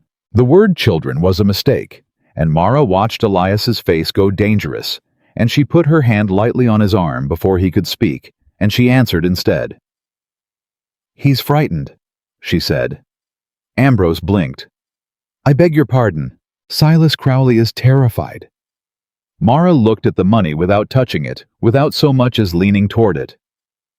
This isn't a generous man making things right. This is a drowning man throwing his purse at the shore. He knows we have the forged survey. He knows the marshal has seen the dam. He knows Ward has turned and Dobbs is caught, and he knows that in a courtroom tomorrow all of it comes out. And so tonight he's trying to buy the one thing money can still buy. Silence. She raised her eyes to the lawyers. You may tell Mr. Crowley that the woman he threw into the dust said this: there is not enough money in the Wyoming territory to purchase my silence, because I have already learned exactly what my silence is worth to him, and I would rather have the truth than the price of it. Ambrose's smile faded. You're making a serious mistake. Mr. Crowley has friends. Judges are persuadable. A forged document can become a clerical error. A dam can become an old prospector's work. You have no idea the resources arrayed against you. We have a federal marshal who buried Harlan Voss with his own hands, Elias said low. You go tell Crowley that. See how persuadable he finds him. He picked up the folio, closed it, and held it out. Take his money and get out of my sight. And Ambrose, the lawyer paused at the door, you tell him one more thing. You tell him my son is 5 years old and he swung an iron skillet at the knees of a grown man holding a gun on him because that man threatened his sisters. You tell Silas Crowley that. And then you ask him whether he really wants to stand across a courtroom from the people who raised that boy. The lawyer left without another word. He'll try something else, Mara said when the door had closed. Cornered men always do. The money was the easy offer. When that fails, he'll try to make the paper disappear. Elias finished. Or us. Mara looked at the tin case which had not left her side in 3 days, which sat now on the table between them. Then it doesn't spend tonight in this room. If Crowley's got friends in this town, this boarding house isn't safe. The jail isn't safe that sheriff went white as a sheet. Then where? Mara thought. Then slowly she smiled. With the one person in Gospel Creek that Crowley would never think to search. The one person too frightened of everyone to be anyone's ally, and so trusted by no one and suspected by no one. She stood. Deacon Pyle, the clerk, the man who risked his life to warn a stranger. Crowley thinks Pyle is his creature. He'd never dream the man's already turned. And in the dark, Mara Whitfield walked alone to the land office and put the tin case into the trembling hands of the clerk who had started all of this, and Deacon Pyle held it against his thin chest like the most precious thing in the world. If I keep this, Pyle whispered, and he finds out, then you'll have done one brave thing in your life, Mr. Pyle, Mara said gently, and it will have been the thing that mattered. You started this when you rode up my mountain. Finish it. Bring this to the courthouse tomorrow in your own hands when the marshal calls for it, not before. Can you do that? The clerk looked down at the case. His hands shook, but he nodded. For the children, he said. I kept thinking about the children the whole time. I've got none of my own. But a man ought to be able to say he stood up once. He straightened his narrow shoulders. I'll bring it. I swear before God I'll bring it.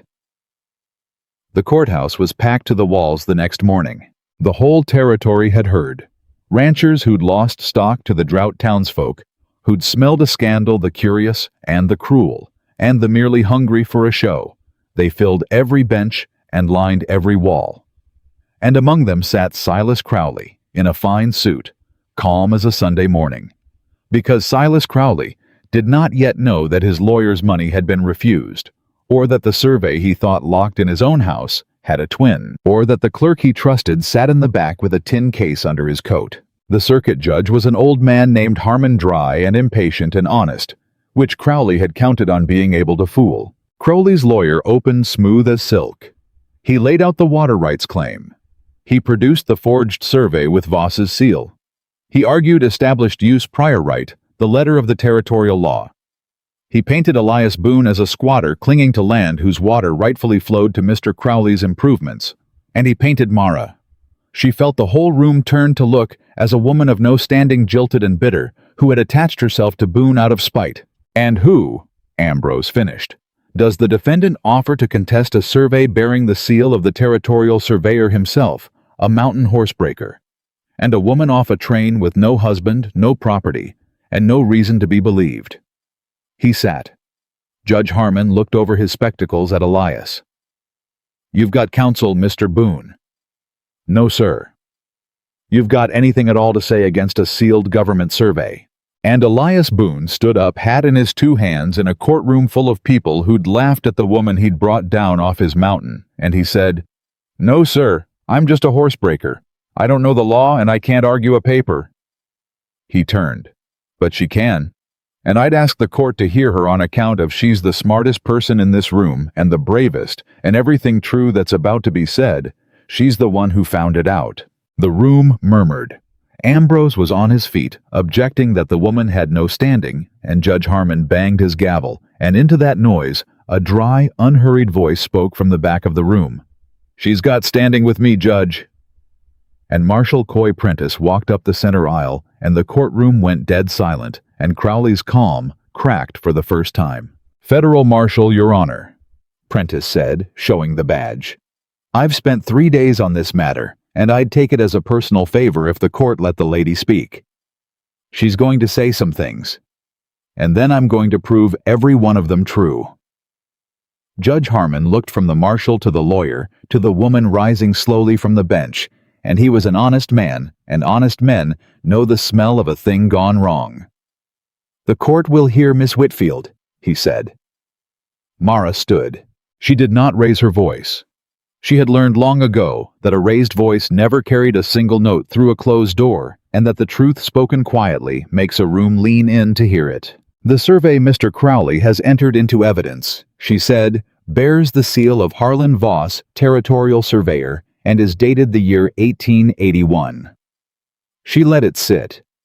Harlan Voss froze to death out past the divide in the winter of 1880. He was dead a full year before he supposedly drew this line. She turned slow to the marshal. Marshal Prentice helped bury him. Perhaps he'd tell the court whether a dead man can hold a surveyor's chain. Prentice's voice was flat as a gravestone. "He cannot, Your Honor. I put Harlan Voss in the ground myself. This survey is a forgery, and I'll swear to the date of his death on any Bible you hand me." The courtroom erupted. Crowley was on his feet, his lawyer pulling at his sleeve, and Judge Harmon hammered the gavel and shouted for order. And when it came, Mara spoke again into the ringing quiet. "There is more, Your Honor. This forged survey is not the only copy." The whole room held its breath. "There exists a working copy, the one the forger himself used, and on it, beneath the false line inked in with a dead man's seal, the true survey line still shows in pencil, where the forger traced the honest boundary before he moved it. That copy also shows fresh ink and new paper not 2 years old. It is in itself the entire proof of the crime." She turned toward the back of the room, and her voice rang out clear. "Mr. Pyle, if you would." Every head turned. And Deacon Pyle. Thin, trembling, terrified the clerk who had spent his whole life being no one's ally and everyone's tool. Deacon Pyle stood up in the back of the Gospel Creek Courthouse, and he walked up that long aisle past Silas Crowley on legs that shook with every step, and he laid the tin case in the marshal's hands, and then he turned and looked his employer full in the face for the first and last time in his life. "I rode up that mountain, Mr. Crowley," he said, and his reedy voice did not break. "I warned them. I hid the case. I did it because there were children up there, and you sent men to threaten children, and I could not be a part of it one more day." He drew a breath. "I've been afraid of you for 4 years. I'm not afraid of you anymore. There's nothing left you can take from me that's worth more than being able to say I did one right thing." The silence in the courtroom was the silence of a whole town watching the ground shift beneath a man they'd all bowed to. Marshal Prentice opened the case. He drew out the working survey. He held it to the tall window, and the whole front row could see it the false line in ink, and beneath it faint but undeniable the honest line in pencil that no forger had ever managed to erase. Judge Harmon took it in his own hands and studied it a long, long time. "Mr. Crowley," he said at last very quietly, "your survey is a forgery, and I am inclined to believe it is the least of what you've done. It came apart fast after that, the way a rotten dam comes apart all at once the first crack runs." Prentice laid it out plain. The dam in the mountain built this season witnessed by a federal officer. Ward's confession given freely naming Dobbs as the man who hired a drunken forger in Cheyenne. Dobbs himself taken in the act of holding a pistol on children. The poisoned trough, the slashed feed, the threatening note in Crowley's man's own hand. Mara had kept it the note about the children, and it went into evidence too, and when it was read aloud, the whole courtroom made a sound like a growl. Crowley's lawyer tried. He objected, he argued, he called it circumstantial, he called Mara a schemer, and Ward a liar, and Pyle a disgruntled clerk. But the tide had turned, and every honest face in that room had turned with it, and when Ambrose demanded to know where was the proof that his client had ordered any of it, that it wasn't all the work of an overzealous foreman acting alone, it was the sheriff who broke. Tull, the soft, heavy sheriff who'd gone white as milk, stood up from the front bench where he'd been sweating through his collar for an hour, and he could not take it anymore. "He paid me," Tull blurted. "Crowley paid me to look the other way. $50 a month for 2 years to lose complaints, to not investigate the fence cutting, to sit on my hands. I got the ledger. I wrote it all down, every payment in case something like this." He was babbling now, a frightened man saving himself. "It's in my safe. Your Honor, I'll bring it, I'll bring all of it. Just let the record show. I told you I'm the one who told you." And Silas Crowley, who had bought a town, and a sheriff, and a dead man's seal, who had rejected a poor woman on a train platform because he wanted a wife. He could hang on a wall, sat down slowly in his fine suit, and put his face in his hands because he understood finally that it was over. Marshal Prentice walked over to him almost gently. "Silas Crowley," he said, "I'm arresting you for forgery of a government document, for fraud, for conspiracy, for the attempted diversion of water rights, and for so many things besides that. I'll need a fresh sheet of paper to list them. You'll answer for all of it before a federal court." He drew the cuffs. "And you'll answer to me for using Harlan Voss's name. That last one's personal." They took him out through a courtroom that did not make a sound. But as he passed the bench where Mara Whitfield sat with 2 children pressed against her sides and Elias Boone standing at her shoulder, Crowley stopped. He looked at her, the scullery girl, the woman off the train, the poor rough-handed nobody he had thrown into the dust, and for the first time all his charm was gone, and there was only the cold, ugly thing underneath. "You should have taken the coins," he said. Mara looked at him unafraid, one hand resting on Nell's dark hair. "I did take them, Mr. Crowley," she said quietly. "I picked up every one, and then I gave them back because they were never worth what you thought they'd buy." She held his gaze until he was the one to look away. "You judged my worth by my hands and my dress and my empty purse. You were the richest man in the territory, and you could not see the one thing standing right in front of you. And now you've lost everything to a horsebreaker and a schoolteacher's daughter and a clerk you never bothered to learn the name of." She did not smile. It would have been cruel, and she was not cruel. "That was your mistake. Not my dress. Not my hands. You never once looked at people hard enough to see them. And a man who cannot see people cannot see what they'll do when he corners them." Crowley had no answer. There was none to have.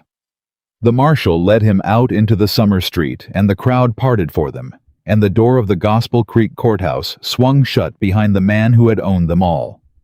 Judge Harmon banged his gavel one last time and dismissed the water claim as fraudulent, and ordered the dam destroyed and the spring restored to its rightful course, and directed that the whole matter be bound over to the federal court.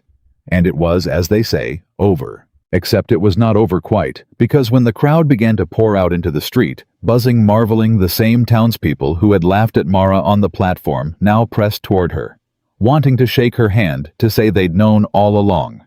There was something fine about her, to claim a piece of the woman who'd brought down Silas Crowley, and Mara stood, and she did not take their hands. "You watched a man throw me in the dust," she said, not unkindly, but clear enough for all of them to hear.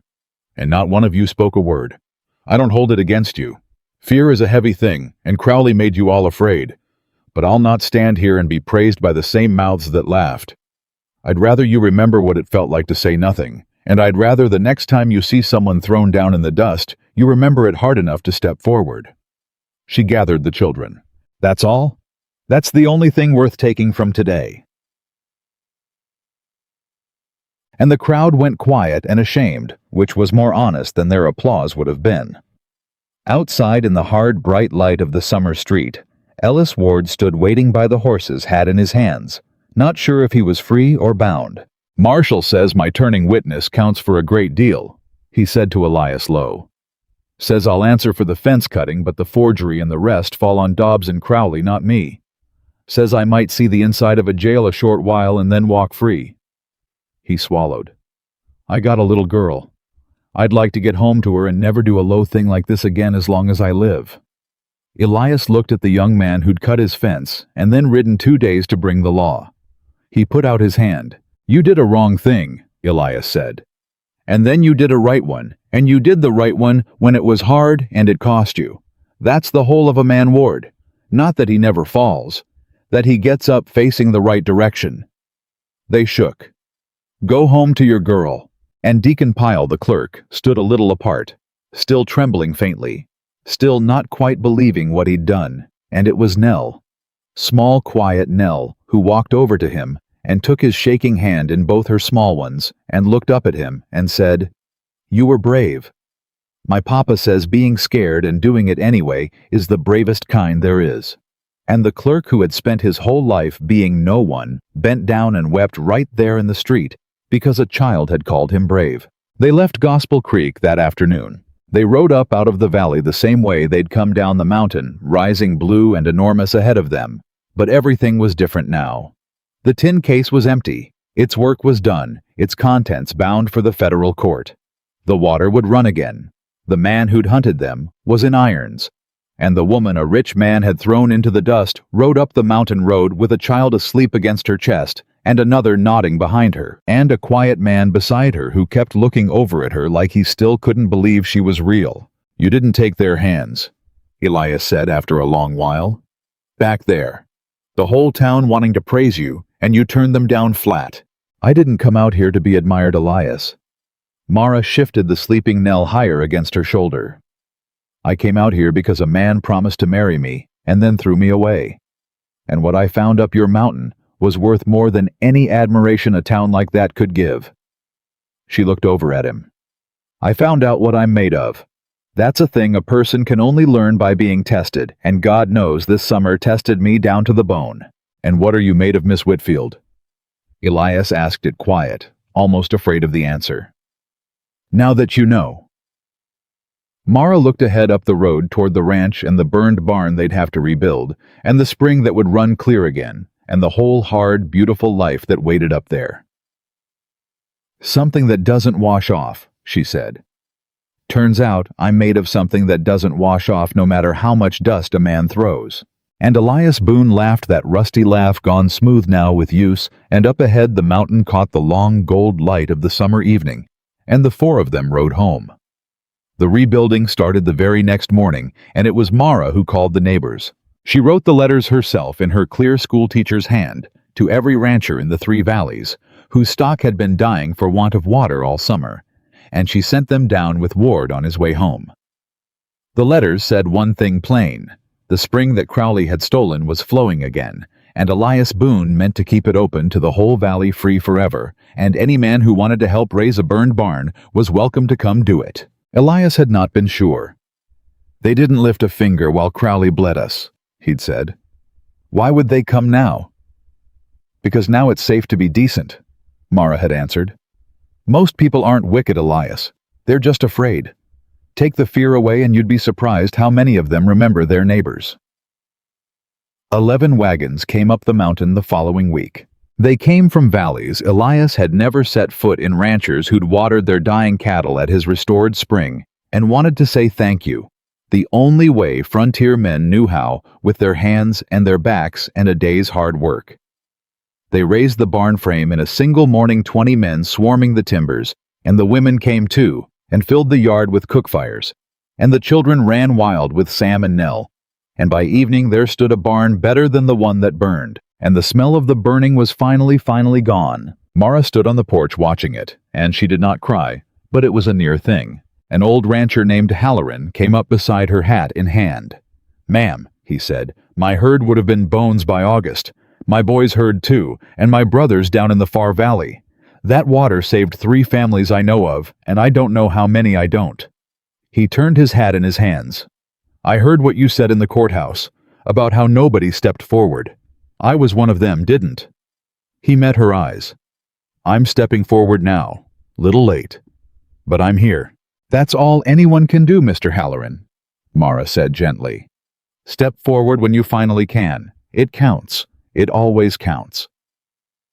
The news came down from the county seat in pieces over the next month, carried by every rider who passed. Crowley was bound over for federal trial and would not see freedom again. The forgery alone carried years, and the conspiracy and fraud stacked on top of it, until even his money could not dig him out. His lands bought with cheated men's ruin were seized and sold, and the water rights he'd tried to steal were placed under a court decree that named the spring a shared resource of the 3 valleys protected in law, unable to be bought or dammed or sold by any man ever again. That last part was Mara's doing. She'd asked the marshal for it, and the marshal had asked the judge, and the judge, who did not forget a woman who could reason a fraud down to its pencil marks, had written it into the decree. "You could have claimed it," Elias said when he heard. "The water, it's on my land. You could have made us rich as Crowley ever dreamed of being. Instead, you gave it to the whole valley." "And what would we have become?" Mara asked. "Another Crowley sitting on the one thing everybody needs, deciding who drinks and who doesn't." "No." She shook her head. "Water's not a thing to own, Elias. It's a thing to share. That's the whole lesson of this summer, if it had one. Crowley wanted to own what ought to be shared, and it rotted him from the inside out." She looked out over the green, coming back to the valley. "I'd rather be poor and able to look my neighbors in the eye." Dobbs went to prison too, and the drunken forger from Cheyenne was found and arrested. Sheriff Tull, who'd confessed to save his own skin, lost his badge and his standing, but kept his freedom and left the territory for good, with his ledger of bribes still ringing in the ears of the town he'd betrayed. Ward served 3 short months and went home to his little girl, and wrote Elias a letter every Christmas after for years, and never once did another low thing as long as he lived. And Deacon Pyle, the trembling clerk who'd found his courage too late and used it anyway. Pyle became, of all things, the man the whole valley trusted to keep its record straight, because a town that had watched him stand up to Crowley knew there was not a crooked bone left in him. The mountain healed. The spring ran clear and strong, its old waterline climbing back up the rock week by week, until it reached the scar it had left a foot above the low mark, and then past it. The well filled. The grass came back. And when the summer finally broke, it broke with a rain that came sweeping up the valley on a gray afternoon in late August. The first real rain in 4 months, and the whole family stood out in it and let it soak them to the skin. And Sam and Nell danced in the mud like wild things, and Elias tipped his face up to the sky and closed his eyes, and Mara watched him, and understood that some prayers take a whole hard summer to answer. It was that evening, with the rain still ticking off the eaves, and the children finally asleep, and the valley below washed clean and glistening, that Elias Boone finally said the thing he'd been carrying since a train platform in June. They were on the porch. They were often on the porch in the evenings, in the quiet. After the children slept, it had become their hour, the one they didn't speak of, but both guarded. "I've got to say a thing," Elias said, "and I've been trying to find the words for 2 months, and I still ain't found good ones, so you'll have to take the plain ones." Mara went still. "All right. When I brought you up here, I told you I wasn't asking for a wife. I was asking for a mother for my children, and I meant it, and it was true." He turned his hat in his hands. He still did that when a thing mattered, and then deliberately he set the hat down on the rail and left his hands empty, because a man ought to say a thing like this with nothing to hide behind. But that ain't true anymore. Ain't been true for a long while. I don't know the exact day it changed. Maybe when you went down that well. Maybe when you stood in the doorway and dared a killer to shoot you. Maybe the very first evening when you told my Nell that dust washes off. His voice roughened. "I'm not asking you to mother my children anymore, Mara. They've got you already. They love you like you grew them, and you love them the same, and that's done and settled and needs no asking." He looked at her straight. "I'm asking for the thing I said I wouldn't ask for. I'm asking you to marry me. Not because the children need a mother. Because I need you. Because I can't picture a single morning of the rest of my life that don't have you in it, and I've stopped trying to." The rain ticked off the eaves. Mara was quiet a long moment, and Elias's heart she could see was in his throat, this huge, brave man who'd faced down armed riders now terrified of one small woman's answer. "When Cruelly threw those coins in the dust," she said slowly, "I told him I wasn't for sale, and I meant it. I'd rather have starved than be a thing a man bought to decorate his table." She stood and came to stand in front of him close. "So understand what I'm about to say, Elias Boone. I am not saying yes because you saved me. You didn't save me. I want that plain between us for the rest of our lives. I climbed into your wagon my own self. I went down that well my own self. I stood in that doorway my own self. You never once saved me." She reached up and laid her rough, work-worn hand against his rough, unshaven cheek. "You did something better. You stood beside me. From the very first hour, you were the one man in that whole town who stood beside me instead of stepping back. And a woman can spend her whole life being rescued and never once be seen. You saw me, Elias. You're the only one who ever did." Then his voice broke. "Is that a yes, or is that the kindest no a man ever got?"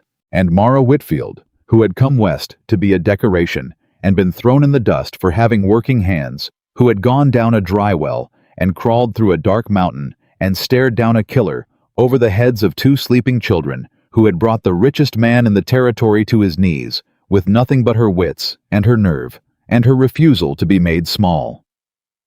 Mara laughed, and the sound of it was pure joy, and she said, "It's a yes, you stubborn mountain of a man. But on one condition, and I'll hold you to this one, same as I held you to the door that locks." "Name it." "Name. The ranch goes in both our names. The land, the spring rights, all of it yours and mine, equal in law on paper, so that no man on this earth can ever again decide my worth, or tell me where I stand, or throw me off with a handful of coins." She held his eyes.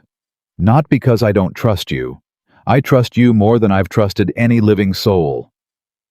But because I will never again be a woman whose whole life sits in someone else's hand. I'll be your wife, Elias. I'll be your equal. I will never again be anyone's dependent." She lifted her chin. "Those are my terms. Take them or carry me back down to that platform yourself like you promised." Elias Boone looked at her a long moment in the rain-washed evening light. Then he threw back his head and laughed. The rusty laugh gone rich and free. Now a sound the mountain had not heard in years, and he took both her hands in his enormous ones, and he said, "Ma'am, I'd sign that paper in my own blood if the law'd take it. Both our names. Equal. In law and in life, and in every morning I've got left." He drew her in. "I never wanted to own you, Mara. I wanted to stand beside you. That's all I ever wanted. From the first minute I saw you throw a rich man's money back in his teeth." They were married 3 weeks later, under the aspen where Sarah slept, because Mara had asked for it there. "She was part of this family before I ever came," she'd said, "and she gave you those children, and I'll not build my happiness by pretending she never was. We'll say her name at our wedding, and we'll say it to the children all their lives, and there'll be room enough in this family for her memory and my love both. A heart's not a coin, Elias. It doesn't run out when you spend it. And Elias, who had loved one good woman and buried her under that tree, understood in that moment exactly how rare the second one was. The whole valley came to the wedding. Halloran gave the bride away, having appointed himself to the office, and old Ada from the settlement wept into her shawl. And Deacon Pyle read from his broken-spined Bible in a voice that only shook a little, and Marshal Prentice rode 2 days to attend, and stood in the back with his hat off and something almost like a smile under his gray mustache. Sam carried the ring on a pillow and lost it twice. Nell scattered wildflowers and ate several. When it came time for the vows, Nell tugged at Mara's skirt and would not be hushed until Mara knelt down to hear her. "Are you my mama now?" the little girl whispered. "For real and forever, not just for helping." And Mara Whitfield, on her wedding day, under the summer aspen, with the whole valley watching, took the small face in both her hands and said loud enough for everyone to hear, "For real, for forever, for always and no matter what. I picked you, Nell Boone, and your brother and your papa out of the whole wide world, and I'll never unpick you. Not ever. You hear me? You're mine now, and I am yours. And that is the one thing in this life that will never ever wash off."